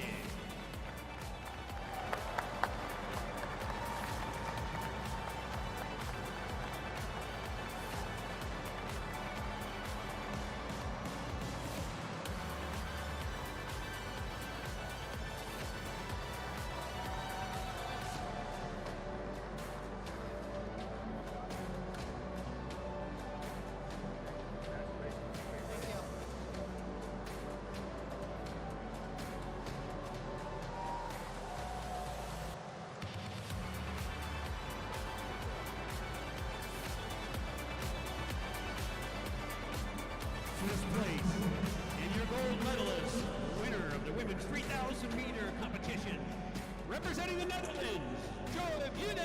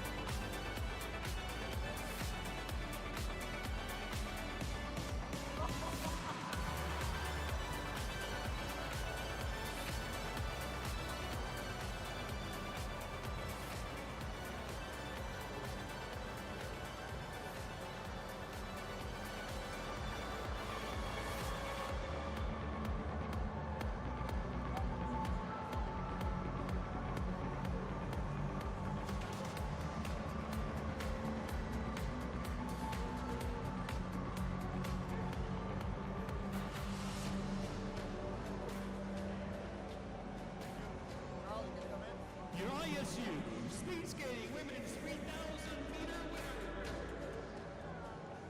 On behalf of the Utah Olympic Oval, the site of the 2002 Winter Olympic Games. Go to the start.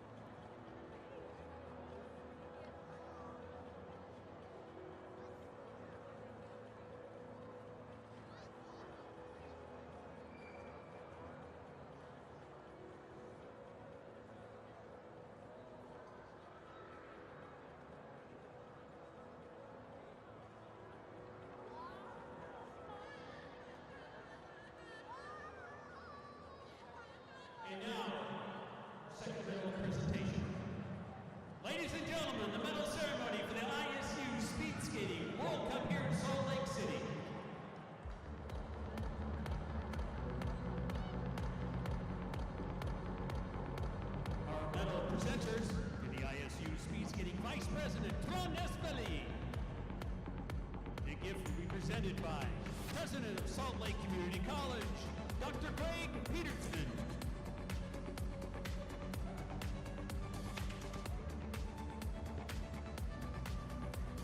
And in third place, your bronze medalist, representing Norway, Sander.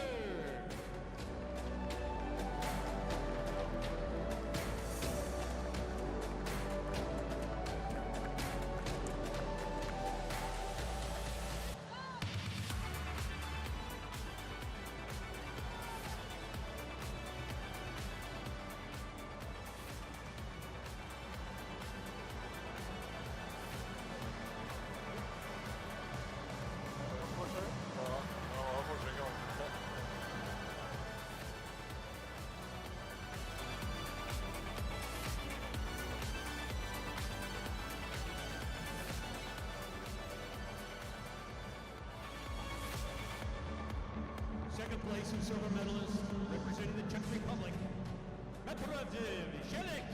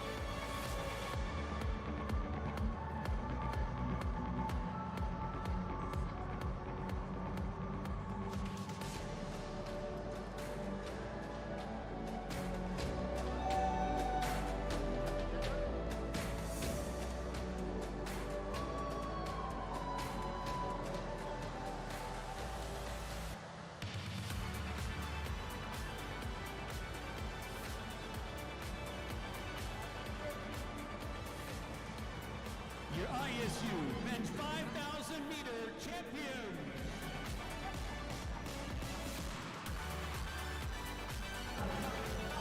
And please, this time, we'd like to present your world record ring, and presenting your world record ring will be Tron Espelli. Congratulations on your new world record.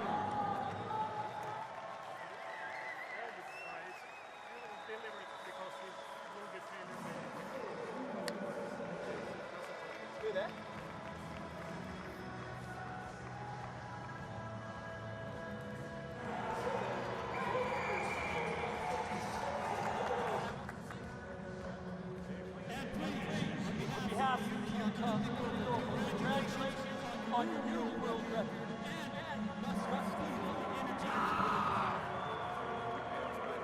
Thanks a lot for speaking for it. Closer, I was getting to the end of this 5K. In pair number one, starting in the inside lane, her personal best is a 1:15.02 from Korea, Lee Na-yeon. Starting in the outside lane, her Congratulations. is 1:14.72. That's also Belgium's national record, Isabel van Elst. And welcome back inside the Utah Olympic Oval. Patrick Keenis with you as we kick off the World Cup season in this Olympic campaign. Time now for the 1,000 meter A division on the women's side. 10 different pairs. And the opening pair will see Lee Na-yeon from Korea in the inner, and Isabel van Elst representing Belgium on the left side of your screen. Ready.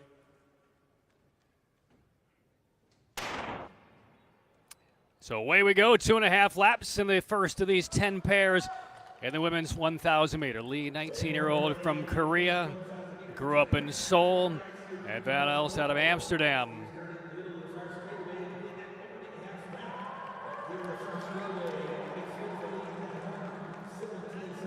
Just saw the medal ceremonies for the women's 3,000, the men's 5,000, and Timothy Lumino could not wipe the smile off his face. That may not leave his face for months. We saw some tremendous efforts, Malte.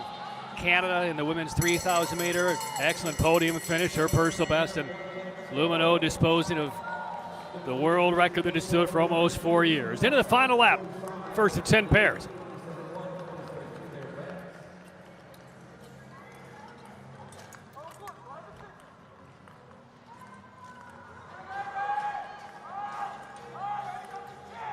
This is right up Lee's alley. Last year we saw this 19-year-old finish top 10 at the World Championships in the 500, 15th in the 1,000. And she will easily win this pair, 1:13.92. That's a personal best by 1.1 seconds for Lee Na-Hyun. So off we go in the women's 1,000. And we will see some big names as we get into the women's and men's 1,000. One note, it was announced a couple of hours ago that, Takagi from Japan, the reigning world and Olympic champion at the 1,000 meters, is skipping this distance this week, and that's why we saw her earlier today in the 3,000 meter in the B division. She finished 9th earlier today.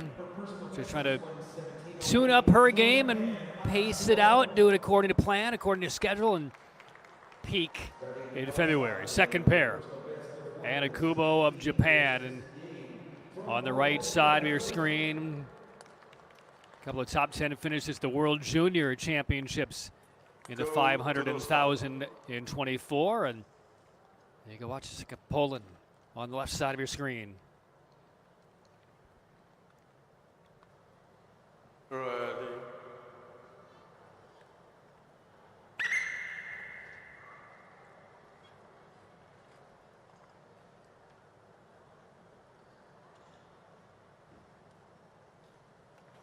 Power start, out ready, now steepen. False starts again. Go to the start.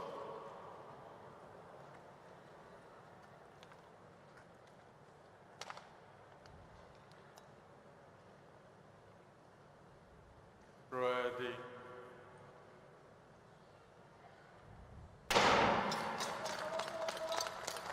That was how the world record of the men's 5,000 meter go down. Seba Nils van der Poel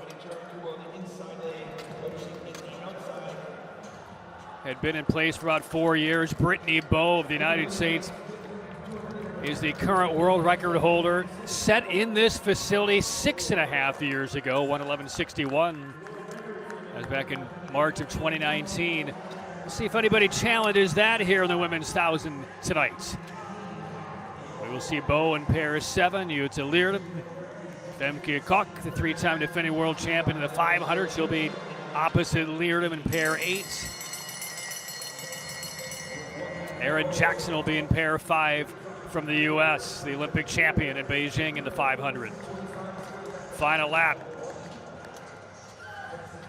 Wojcic's personal best, 1:16.6.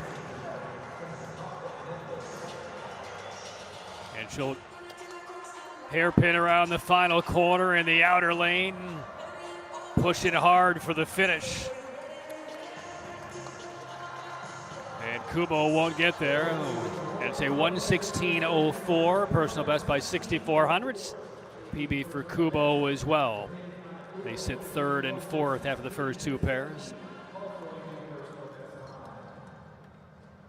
So with Takagi skipping the 1,000 meter, that's your reigning Olympic champion, your reigning world champion. Leerdam finished runner-up to Takagi in Beijing. Femke Kok finished runner-up at the World Championships to Takagi. Leerdam finished bronze at the Worlds last March. So there's a lane open for somebody tonight. Samir Kikuchi from Japan, two-time Olympian in short track. And here's Morozova out of Kazakhstan. Go to the start.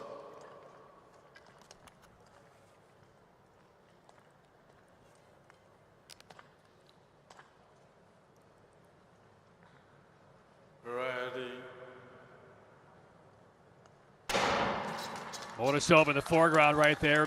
Did a race in Beijing in 22, finished 14th in the 1,000 meters. She had a really good year last year, the World Cup circuit. We saw her really top of the table in the B division most of the campaign. Had some A division starts.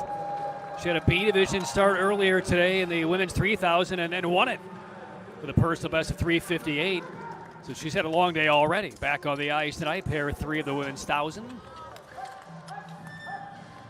Her husband, Dimitri, a speed skater and Olympian as well. They actually both were in the 22 Beijing Olympics together.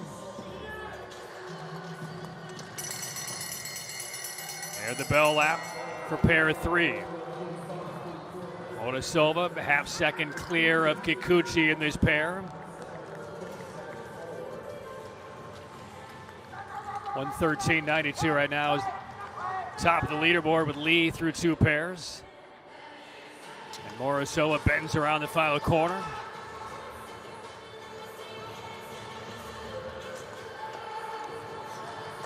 And coming across in 1:13.53, that's good enough.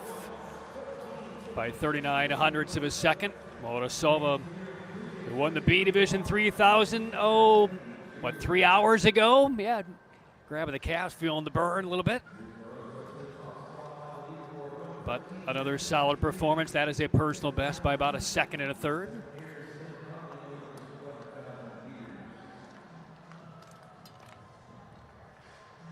In the B division of the women's 1,000 earlier today, 39 skaters, 16 had personal best.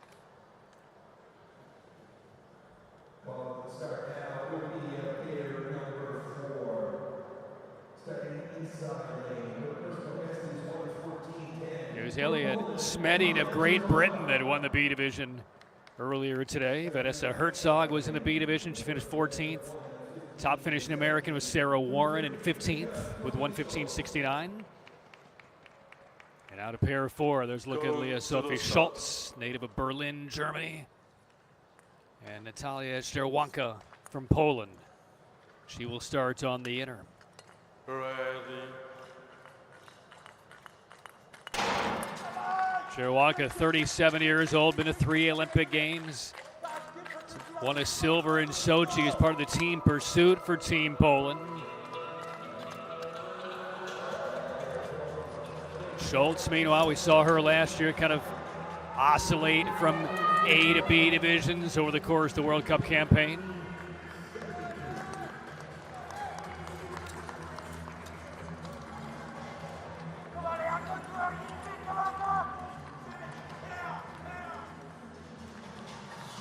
Sterwanka out ahead. And on the world podium 3 times with medals for Team Pursuit's Poland squad. Bell rings, and a tight one between Sterwanka and Schultz.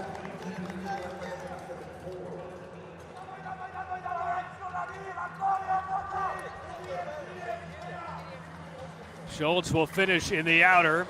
Sterwanka plays tight to the line on the inner, stumbled a bit at left hand, almost smeared the ice. But Sterwanka maintains the balance. We'll get to the line first, but only in 4th position. 1:15.24 for Sterwanka, Schultz at 1:15.38. So it's 6 pairs to go. Morozova still on top.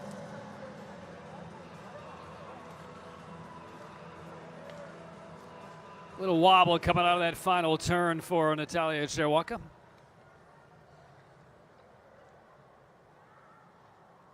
And now pair 5. On the right side of your screen, the reigning Olympic champion in the 500. 2-time Olympian from the United States, Erin Jackson.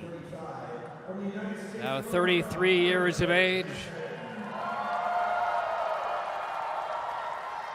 Well, we talked about Timothy Lubino being one of the real breakout World Cup stars last year. Yukina Yoshida was a breakout star on the women's side, particularly in the sprint. She won the first two 500-meter in Nagano and Beijing. A big surprise.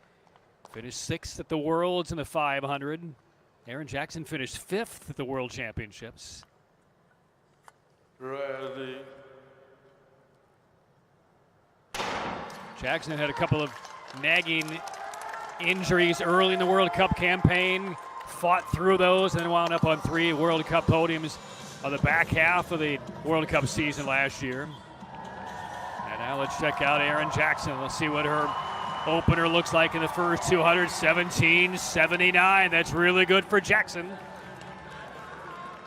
It's an Olympic year, which means it's really time for Erin Jackson to get focused. She will be attempting to defend her 500-meter Olympic gold medal in 3 months' time. How does she look in her debut World Cup event today? Again, this is the 1,000, not the 500. And Jackson looking strong so far, 26.95 her full first lap. And Yoshida stabilizes herself. And into the final corner. We'll see how Erin Jackson's speed holds up. Finishing on the inner and exits the corner in front. And Erin Jackson to the line in 1:13.72. And that is just off the time set by Motasova. 2/10 behind. So Jackson right now in second position. Yoshida fourth.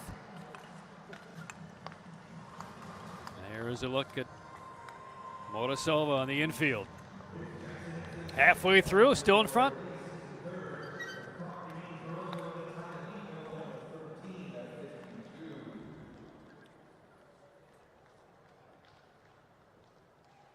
That's 17.7 opener by Erin Jackson. 17.79 to be exact. Second fastest. Lee went out in 17.74. So now we get to pair number 6.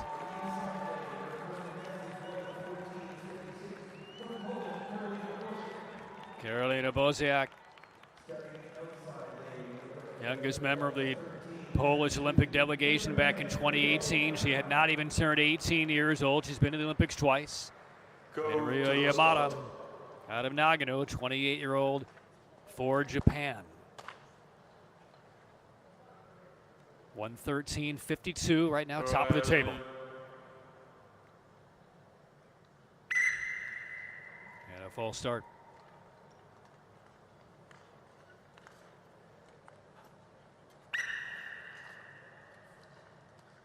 Power start, inner ring, no stable. Go Charged to the against start. Bosiak.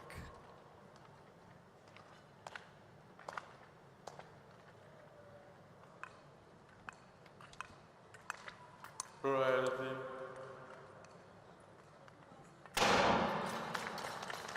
Clean start. Just a little soft coming off the line for Bosiak with that false start in her back pocket. Yamada on the left side of her screen. And Bosiak now looks in pretty good shape. 17.91 for Bosiak. 1400s off of Motasova.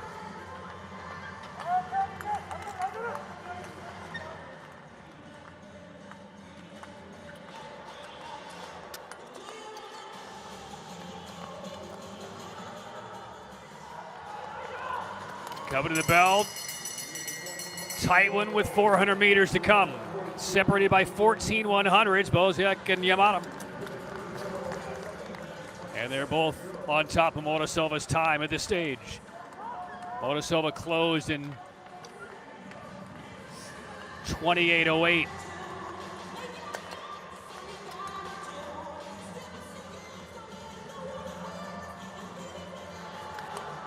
Yamada in front, 1:13.52 to beat, and she does. There's a new leader. 28-year-old Rio Yamada A 1:13.29. That's a personal best.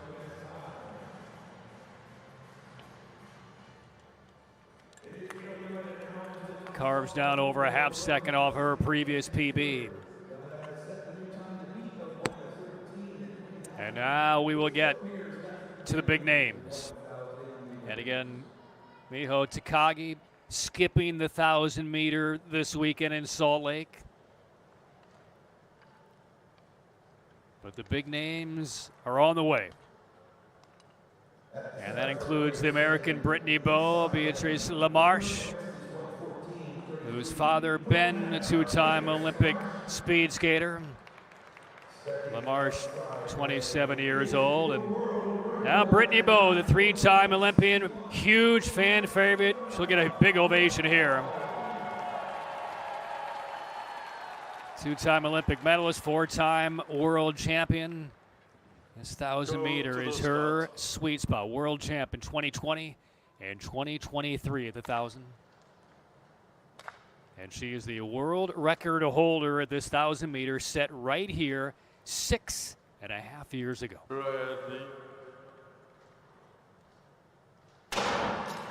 That time was 1:11.61. She actually was in the same pair with Vanessa Herzog. She opened in 17:57 in that world record race. And Bowe is chugging after it here. LaMarche on the right. Bowe goes out in 17:75. LaMarche in 17:59. That's 17:59, 2/100ths off of Brittany Bowe's 200-meter opener in her World Cup, or probably in her world record race. Now they will settle in.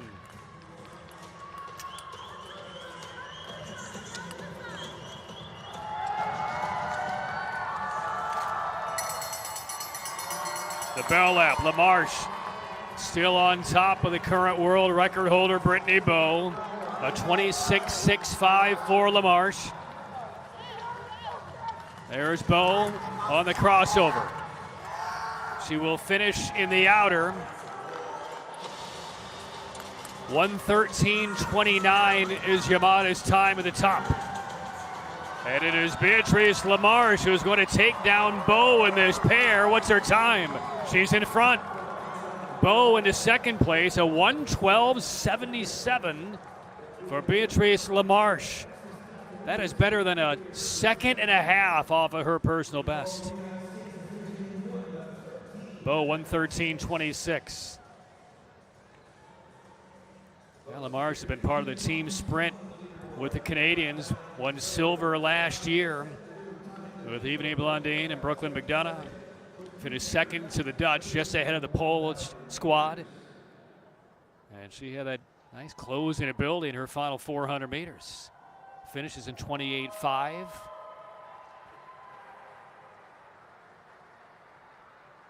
So LaMarche on top. 3 pairs left.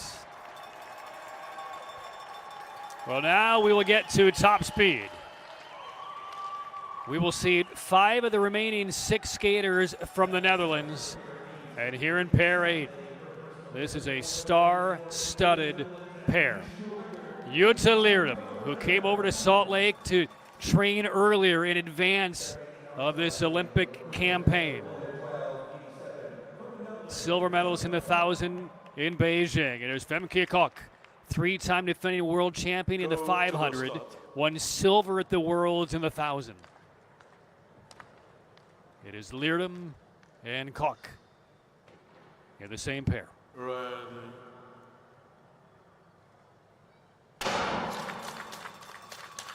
Leerdam, the runner-up to Miho Takagi in Beijing in the 1,000. Took bronze at the Worlds.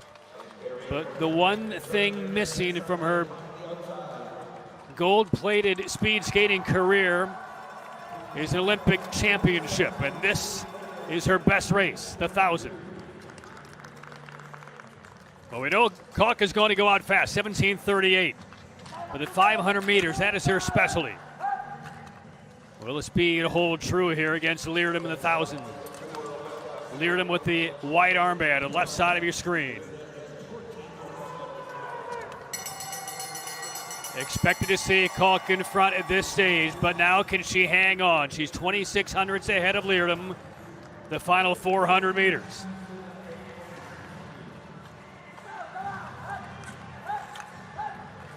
Kalk in the red armband, Leerdam stalking in the white. Entering the final corner.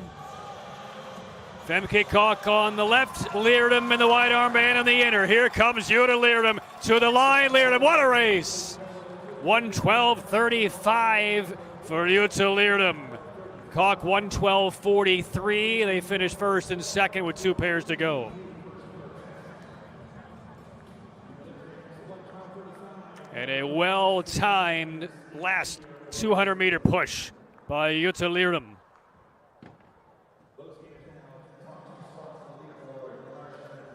Was able to draft off of Kalk long enough.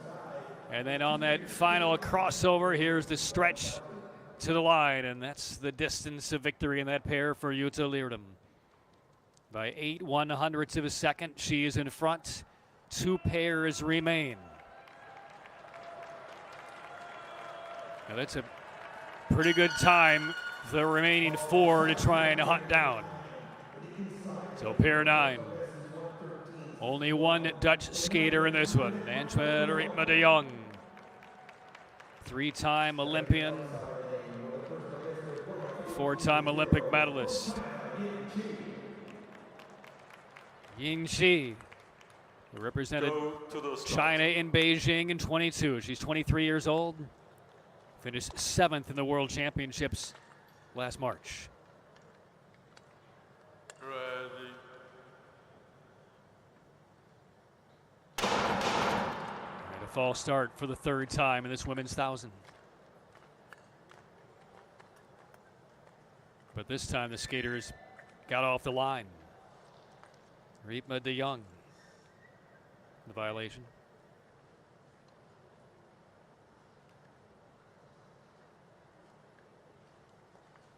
Easy call. Adds a little extra tension to the moment. Power start in a rain. Go to the start. Anxious moment for the 6-time world champ. Ready.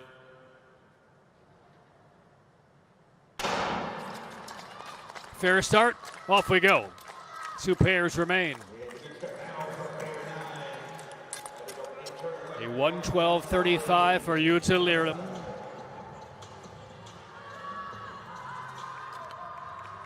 Two more Dutch skaters remain in the final pair.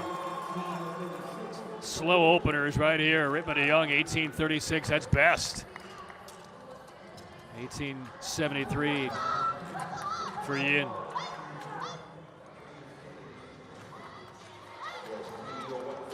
Leerdam went out in 17:72. So maybe a slight byproduct for Ritme de Jong of having to hold back slightly on that false start. I mean, they're way off of the pace here into the final lap.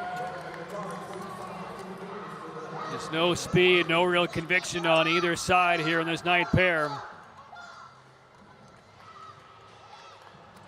And Yin Shi may very well take down Ritme de Jong here.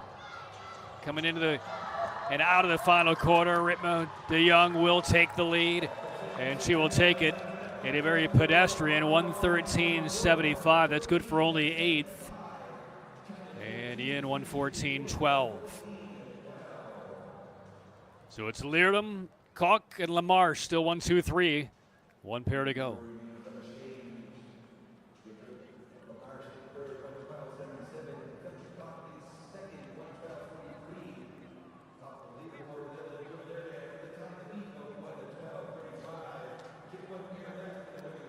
There's Leerdam. About a minute and a half away from a World Cup gold medal.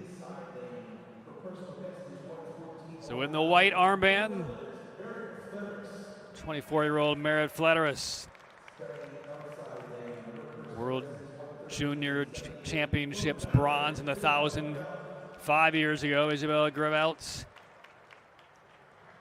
Go to the 2022 is in her first World Cup season, mainly in the Bs. But did take a bronze medal in the 1,000 behind Leerdam and Takagi. So off we go. Flederis in the white armband right there on your screen. What a goal in the team sprints at the European Championships back in 2024 in Heerenveen with Femke Kok and De Jong as teammates. A 17.8 for Flederis. Again, Leerdam went out in 17.72, so 800s off the pace.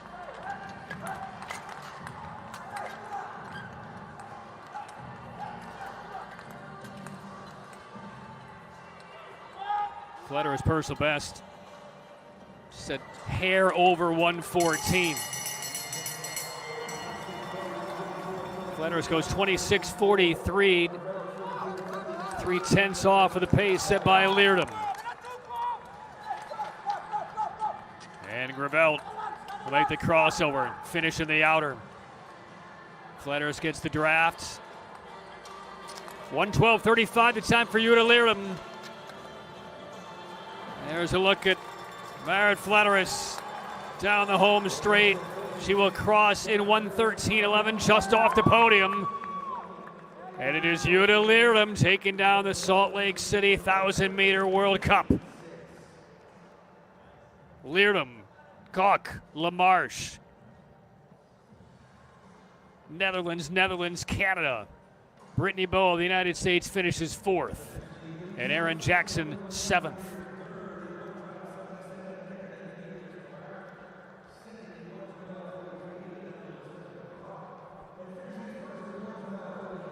So in Takagi's absence, it is Jutta Leerdam taking down Femke Kok, Brittany Bowe, and a very solid race by Beatrice Lamarche of Canada gets her on the podium for the first time. She will win bronze, first time individually, that is. Flederis just off the podium, finishing 4th.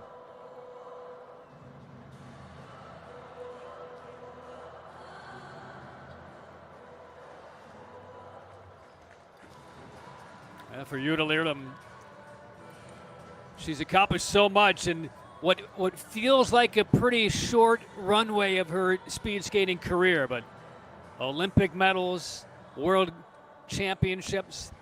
But the one thing that has eluded her grasp, at least so far, is an Olympic gold medal. And that is really kind of the driving force behind this final push toward Milano Cortina. And she's off to a very good start tonight. It wasn't a breathtaking effort, but it was just rock solid.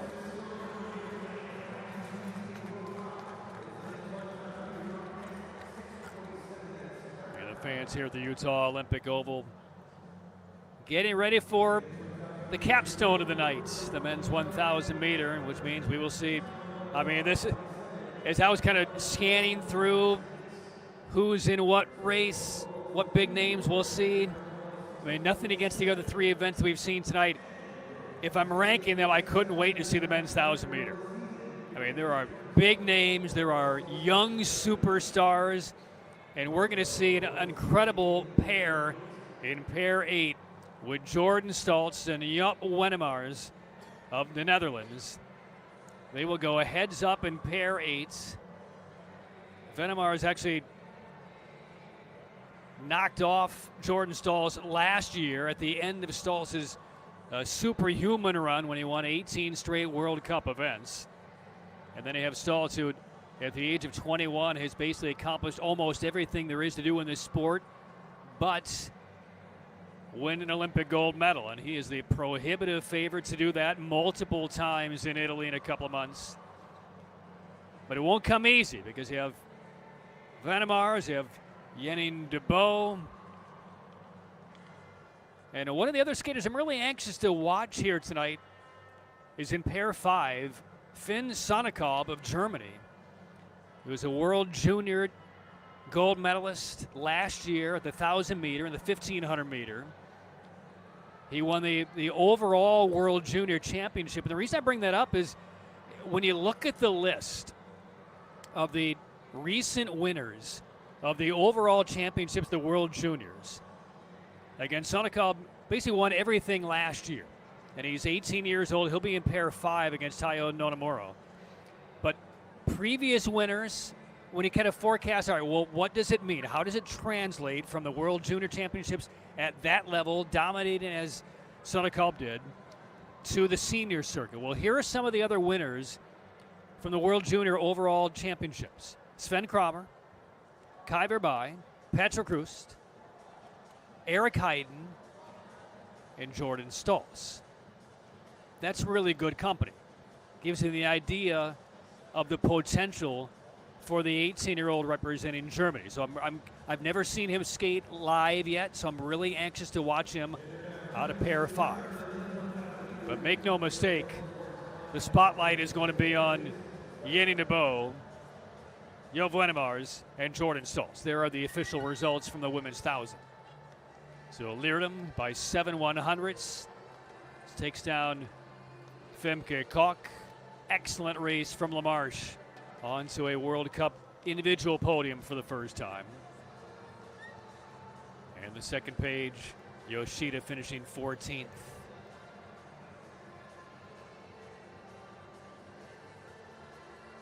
And Yuta on the phone, very good spirits. I didn't think people use cell phones to make phone calls anymore.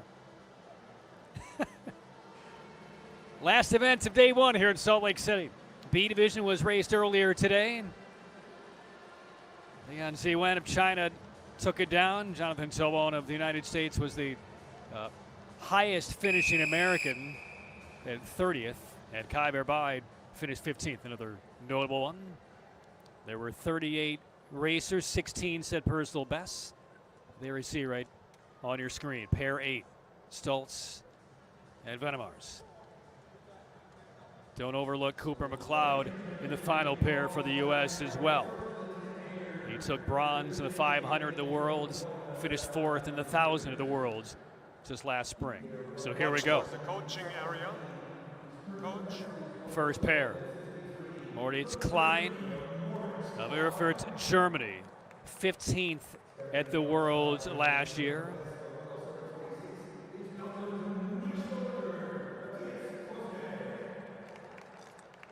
And Matthias Voste. Go to the start. Made a late switch from short track to long track at the age of 20. He's 31 now. Ready.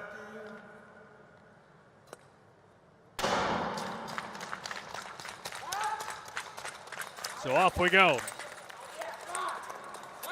Voste in the red armband, Klein in the white.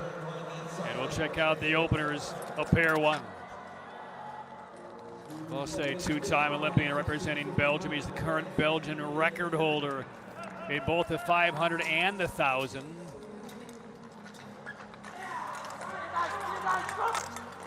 Klein goes out in 16:59. Voste 16:79.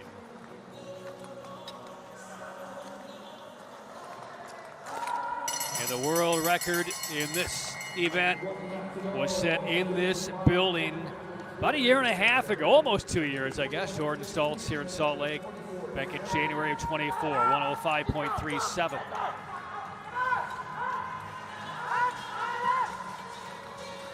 Entering the final corner, Voste on the left side of your screen.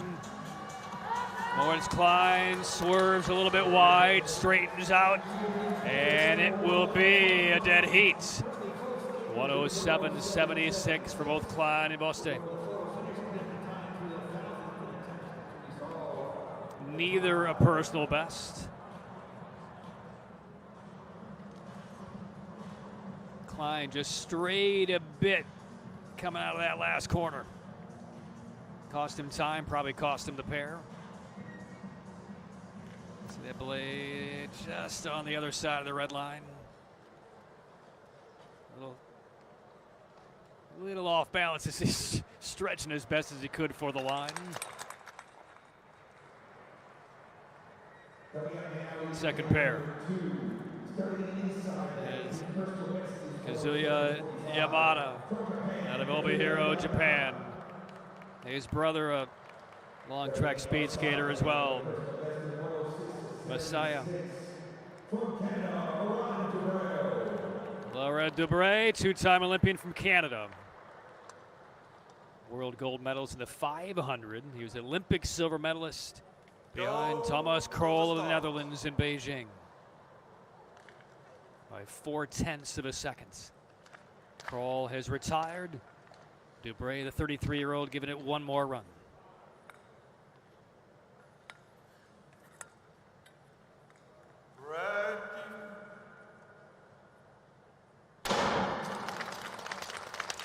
Off we go, pair two.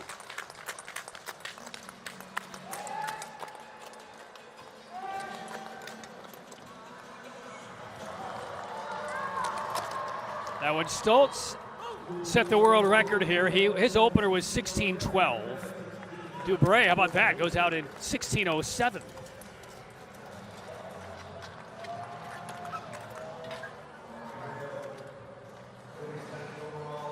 Oh, pulling up, Yamada. That was going to be a very tight crossover, and Yamada had to pull up, and he's basically pulled himself out. That is a tough sight to see in a race like this where all points matter in terms of Olympic qualification. So Dubray, mostly unfazed on the ice by himself here into the final corner. I'm sure we'll get another look at that crossover on the back straight. And Yamada just could not really navigate, and there's Dubray. Yeah, I said mostly unfazed. I think he's phased. I think he's bothered at 107.75.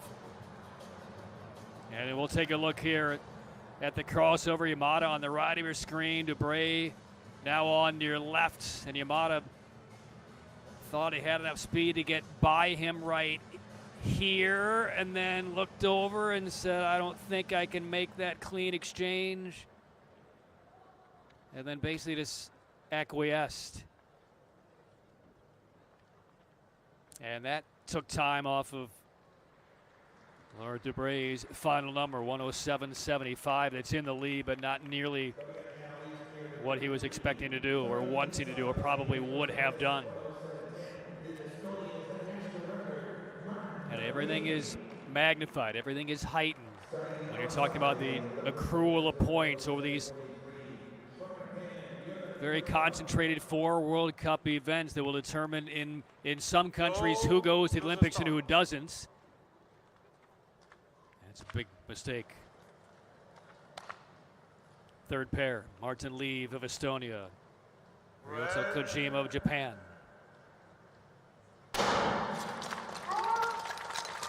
Lieve, the 28-year-old, still holds 5 Estonian national records, including the record in the 1,000 of 107.10. Kojima kind of ping-pong between the A and B divisions last year. Did a race in Beijing for Japan. Finished 20th in the 1,000 meter. Lieve finished 7th.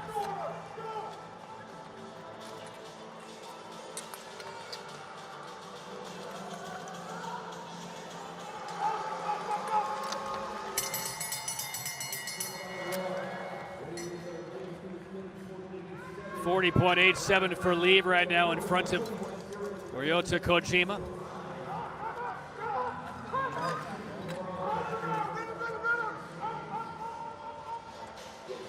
Again, Dubray right now the leader in the clubhouse.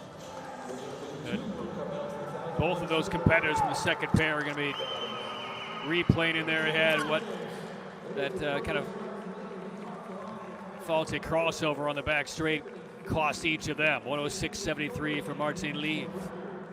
And here's your new leader, 106.73, that's PB.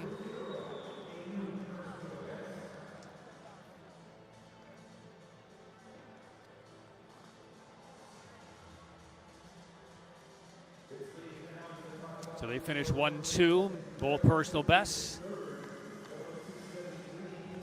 Kojima 107 flats.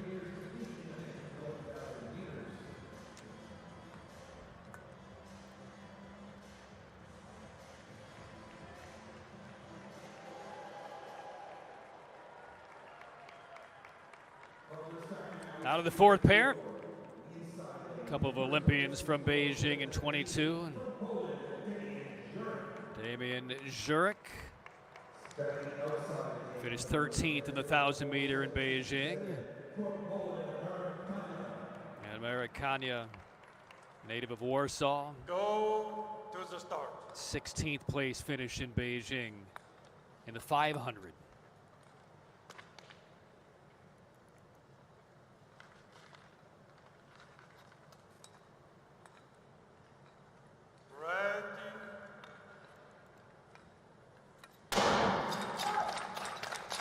So both polo skaters here in pair 4. The only two here in this 1,000 meter on the men's side. And this is where it's individual and team combined for both Jurek and Kania. You're looking for as great of a finish as you can get for the individual points for the rankings, because those matter at the end of the first 4 World Cup events. So you're also wanting to make sure you can maximize the quota spots for Poland, your country. So Jurek and Kania will be rooting for each other as they race against each other. 40.05 for Jurek, 40.6 for Kania.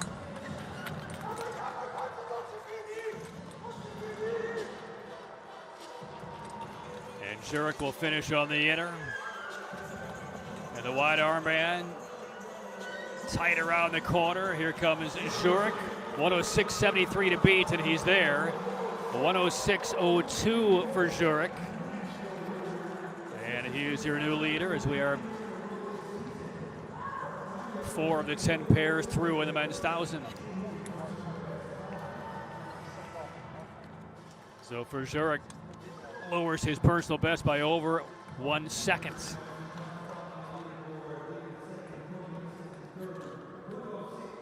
And his teammate Kania came in at 107.30. Also personal best by 3,700. There's a reaction from Damian Jurek.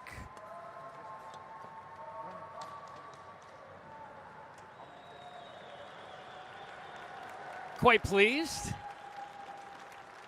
Good acknowledgement by the crowd.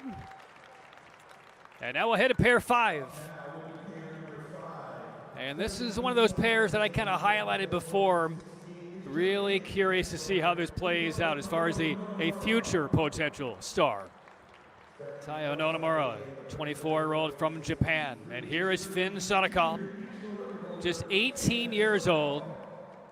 Like in the World Junior overall champion just last year. It was held in Cuyabo, Italy. In great company of the overall World Junior champions, including Stolz, Height, Kramer. What will the future look like is Finn Sonnekomm in the red armband. In the A division of the men's 1,000 meter in the first World Cup event of the year and an Olympic year.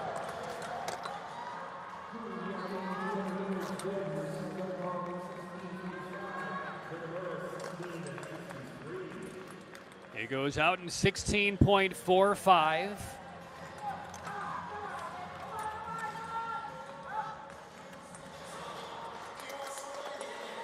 Meanwhile, Nonomura had one top 10 World Cup finish last year in a 1,500 meter race. There's the bell. Sonnekomm 40.83, still about 0.8 off the pace set by Jurek.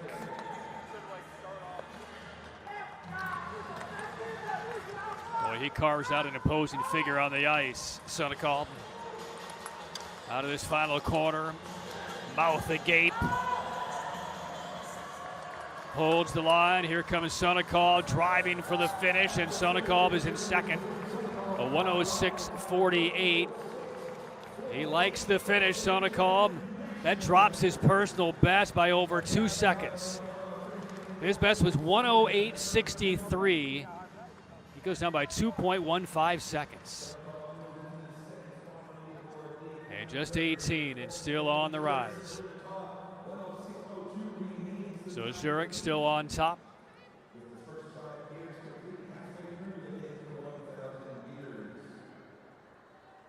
Coach, halfway through. 5 pairs to go.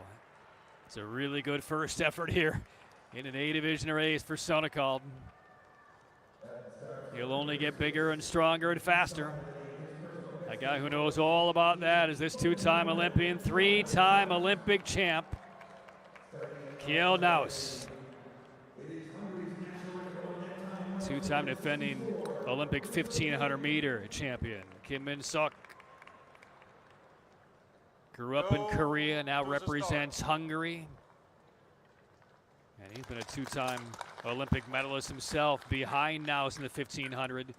He finished bronze in both Pyeongchang and in Beijing. This is a high quality pair.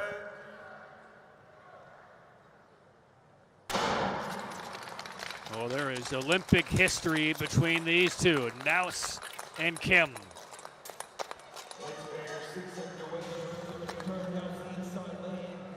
So what, the last 2 Olympic Games in the 1500 meter, you're looking at a combined 4 medals, 2 gold, 2 bronze.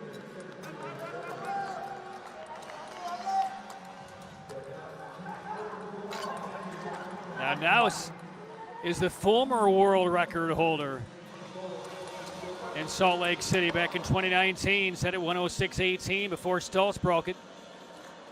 So his name came down off the wall. Stoltz's name is up now. But right now, not close to a world record time through the first 600 meters for Naus. And the last crossover. Naus finishes in the inner. Zurich's time is 106.02. Appears to be safe. And it is. Naus at 107.10. That's good for a 5th at this stage. And Kim clocks at 107.85.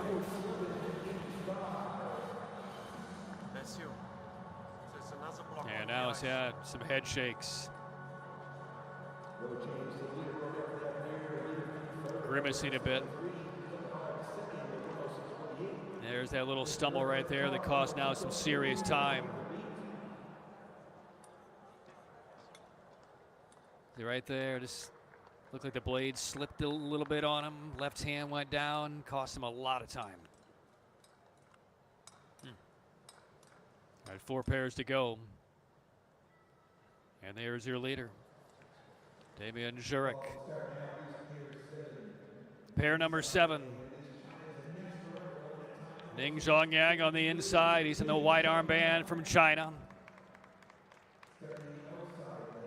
And from the United States, growing up in Washington, D.C., here is Connor McDermott Mostowi.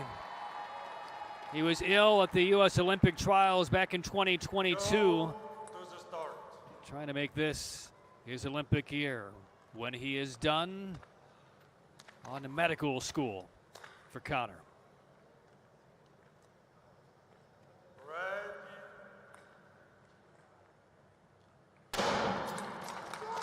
So off we go. Connor McDermott Mostowi. Ning Zhongyang. 106.02. Right now is the number to beat. Held by Damian Zurich of Poland. Now Ning's put up some pretty good results over the last couple of years, the World Cup level. He goes out 16.55. McDermott 16.7. We'll see 2 more Americans. Jordan Stoltz is on deck for the U.S. And then in the final pair, Cooper McLeod. Here's the bell for Ning and Connor McDermott. Both well off the pace.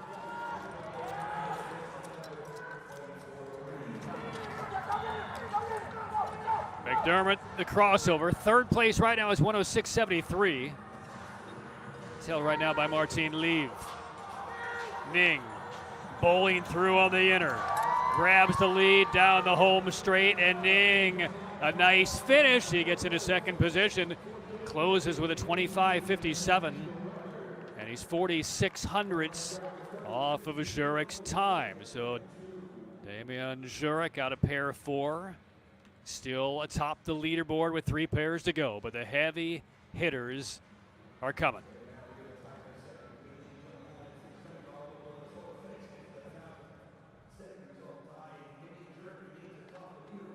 Here's a look at the finish for Ning with a flourish. Second position, 3 pairs to go. Well, we talked about Damian Jurek right now leading at 106.02 when Jordan Stolz set his world record in this facility last January. Jurek was his pairmate. And here is Jordan Stolz, 21-year-old from West Bend, Wisconsin. He has already done almost everything there is to do in this sport. And there is the world record time he set, 105.37, January of 24.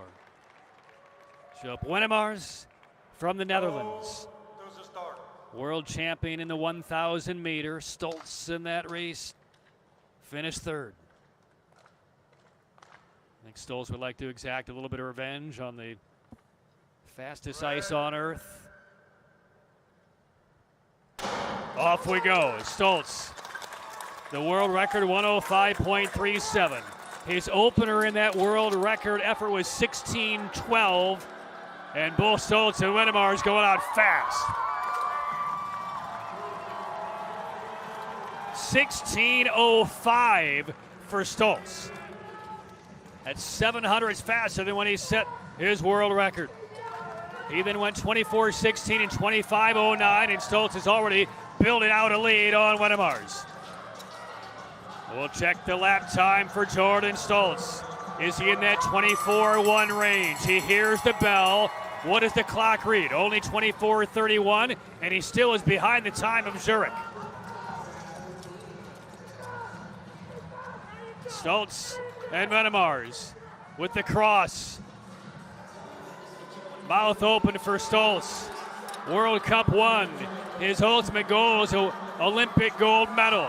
A look down, a look up, sights on the finish, and Stolz is in the lead. A 25:32 for Stolz, a 105.68 with an enormous last 400 meters. Jordan Stolz comes up just short of his own world record. And it was the first full lap that winds up costing Stolz, or else the world record would be broken again. 105.68, 31 hundredths off. I mean, it just took Stolz about 400 meters to get warmed up. And then he was on fire. 105.68. So Stolz in the lead, but he left some time on the ice. Jurek pushed to second. And Wennemars right now sitting 7th. 2 pairs to go. And Yenning DeBow, 21-year-old world champion of the 500 meter last year, silver in the 1,000 behind Peter Kongshog. And here's Connor Ho of Canada. Go to the start.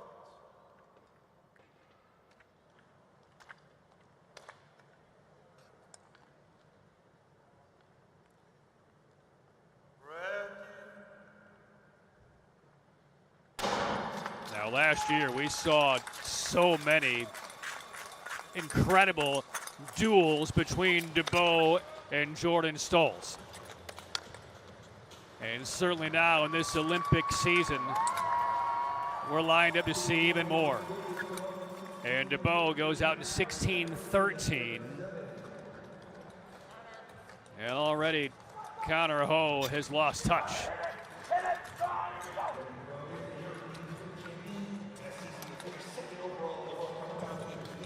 Yenning DeBow, I mean, it was punch, counter punch with Jordan Stolz. I mean, he feels like he is right on the same level as Jordan Stolz, and sometimes the results do show that. He's in front marginally here. Final lap, Yenning DeBow trying to chase down Stolz. It's a 105.68 for Stolz. The world record is 105.37. So the 21-year-old American Jordan Stolz in the lead with his world record. Here comes the 21-year-old Dutchman Yenning DeBow.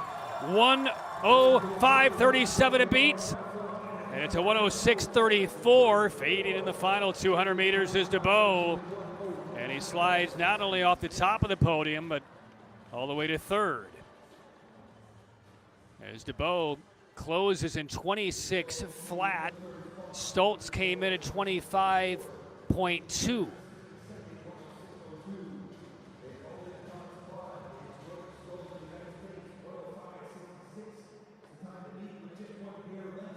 So one pair remaining. And the likely biggest foil for Jordan Stoltz tonight in Salt Lake City didn't get it done. And Stoltz the only one to go sub 106.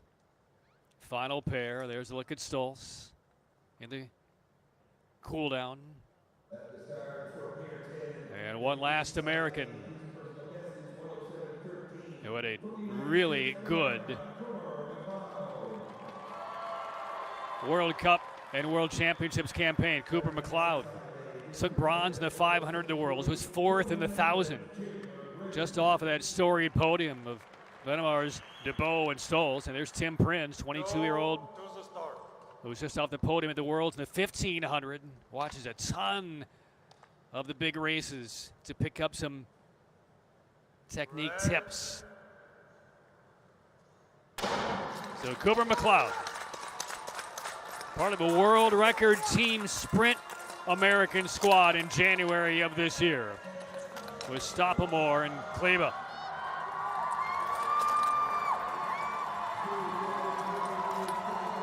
A 16-16 for McLeod. It's 11 hundredths off of a Stoltz opener. Final pair. Stoltz had that 18-race win streak last year across the World Cup. 3 different disciplines. Trying to open up the 2025-2026 season with a gold. Prinz, a slight lead. The back straight.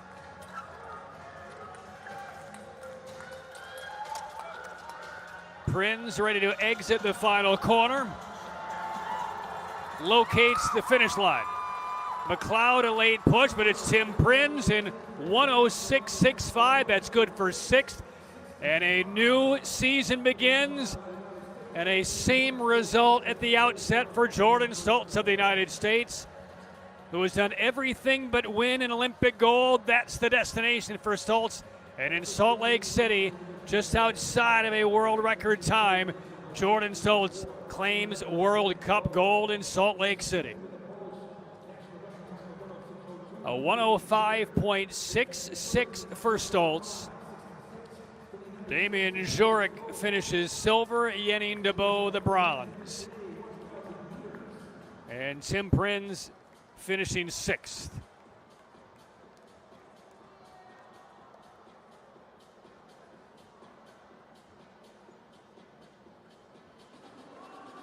And that will bring us to the end of World Cup Day 1 here in Salt Lake City. Jordan Stoltz. But back-to-back years of winning 3 World Championship golds at the 500, the 1,000, the 1,500. Invincible almost all of last year. Then he fell ill a bit. Had a bout of strep throat. Had a bout of pneumonia. Came back, wasn't quite at 100% as the World Cup season was winding down and into the World Championships. But even not quite at his 100% physical best, it took yeoman's efforts for anybody to even come close to beating him. And at full strength this year, I mean, that is the final destination for Jordan Stoltz. And he will have to deal with the weighty expectations based on what he has accomplished the last few years to try and exceed those expectations in Milano Cortina in a couple of months. Great race by Jurek. Again, he was pair mates with Stoltz when he set that world record in this venue back in January of 24. And they go 1-2 here today, and Jurek 3,600ths off of Stoltz gold medal winning time here today. Well, the weekend in Salt Lake City just beginning. That is it for day 1, but here's what we have coming up tomorrow. The 500 meters, first of 2 runnings. We'll open up with the B Division 500s earlier in the day, and then tomorrow mid-afternoon Eastern time anyway, the women and men's 500, then the 1500s, and then on the final day on Sunday, mass start, team pursuit, 500 meters. That's the full slate before we take down the lights here in Salt Lake City. Then to Calgary, then to Heronville, then to Hamar. Those are the 4 critical World Cup events where it comes down to World Cup rankings, and in a lot of cases determines who's going to be skating at the Olympic Games. Now for the United States and the Netherlands and several other countries, it comes down to Olympic trials. But for other countries, they will not have Olympic trials. They simply will base it on how many spots we have for each of the races and who are our top-ranked skaters and have they met the requirements of the official time to get to Milano Cortina. So there's a lot at stake with every race, with every gun fired off on the ice. And maybe some future Olympians getting their first touch of Olympic ice here in Salt Lake City.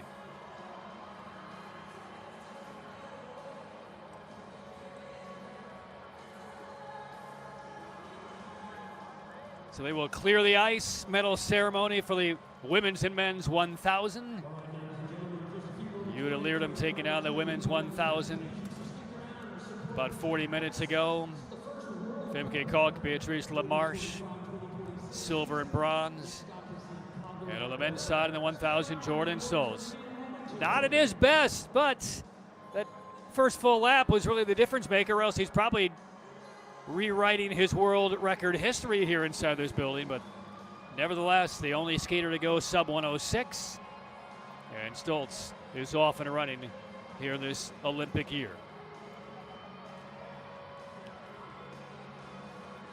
Coverage of this opening World Cup events from Salt Lake City continues tomorrow, concludes on Sunday as we get a look at the official results from the men's 1,000.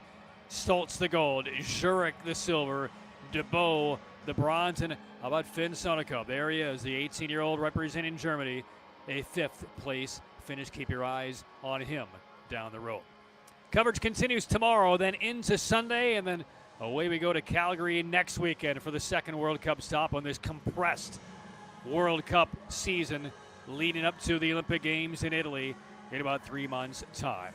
So stay tuned. The award ceremony coming up in a few moments for our entire crew. I'll be with you back on Sunday.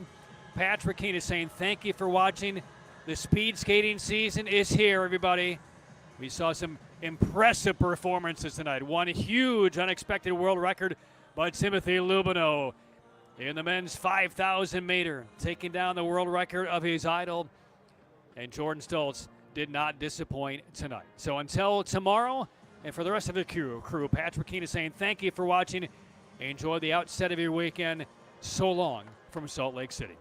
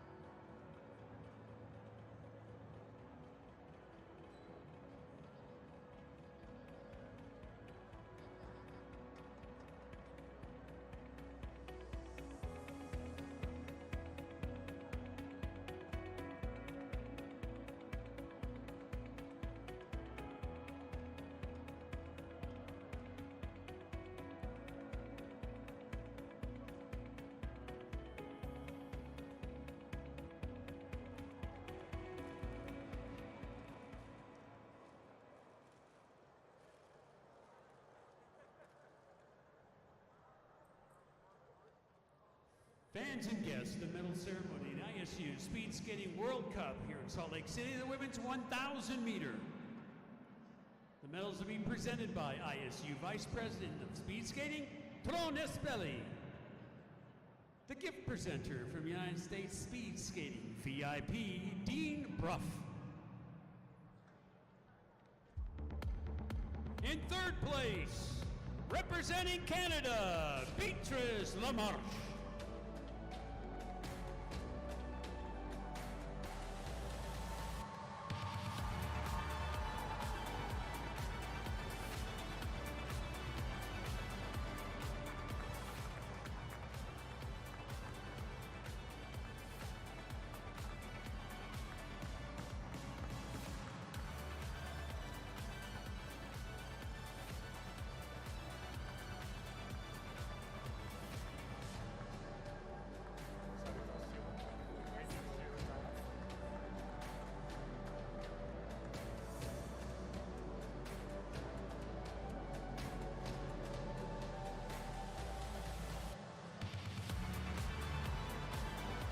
silver medalist, representing the Netherlands, MK Cook.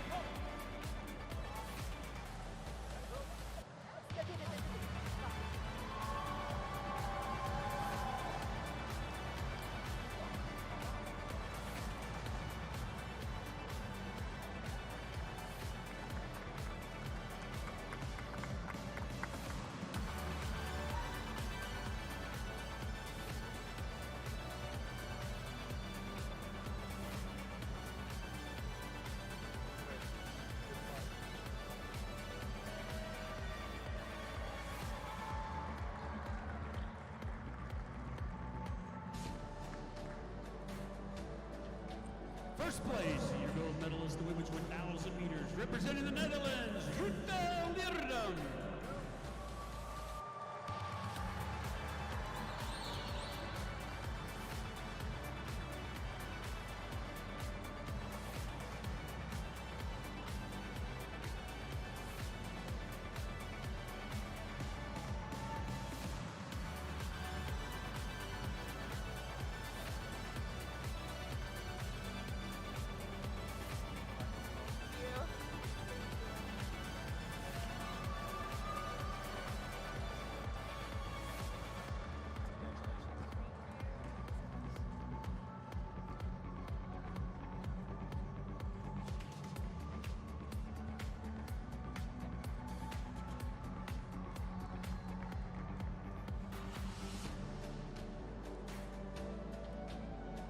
Your ISU women's 1,000 meter winners.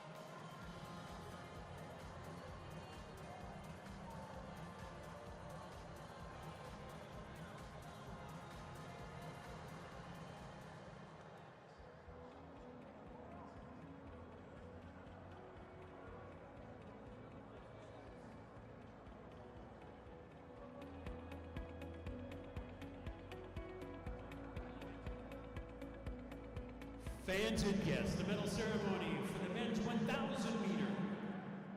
Nick Thomas representing the medals, ISU Technical Committee. Representing United States Speed Skating, VIP, Trish Stark representing the gifts. In third place, representing the Netherlands, Jenning de Boer.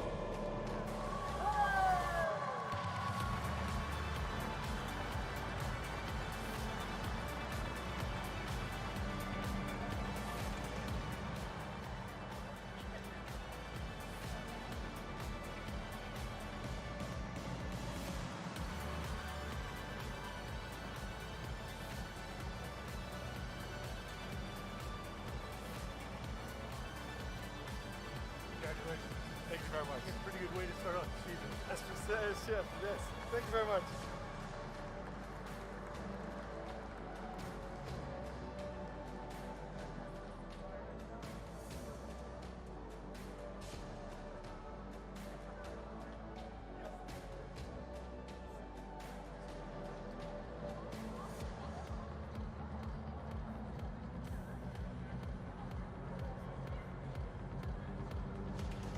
Senior silver medalist representing Poland, Damian Zurek.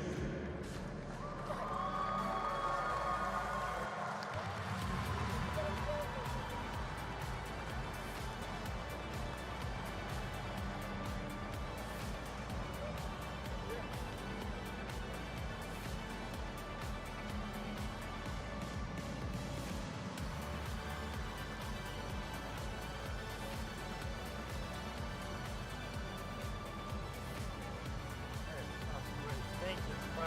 Yes, really. Thanks.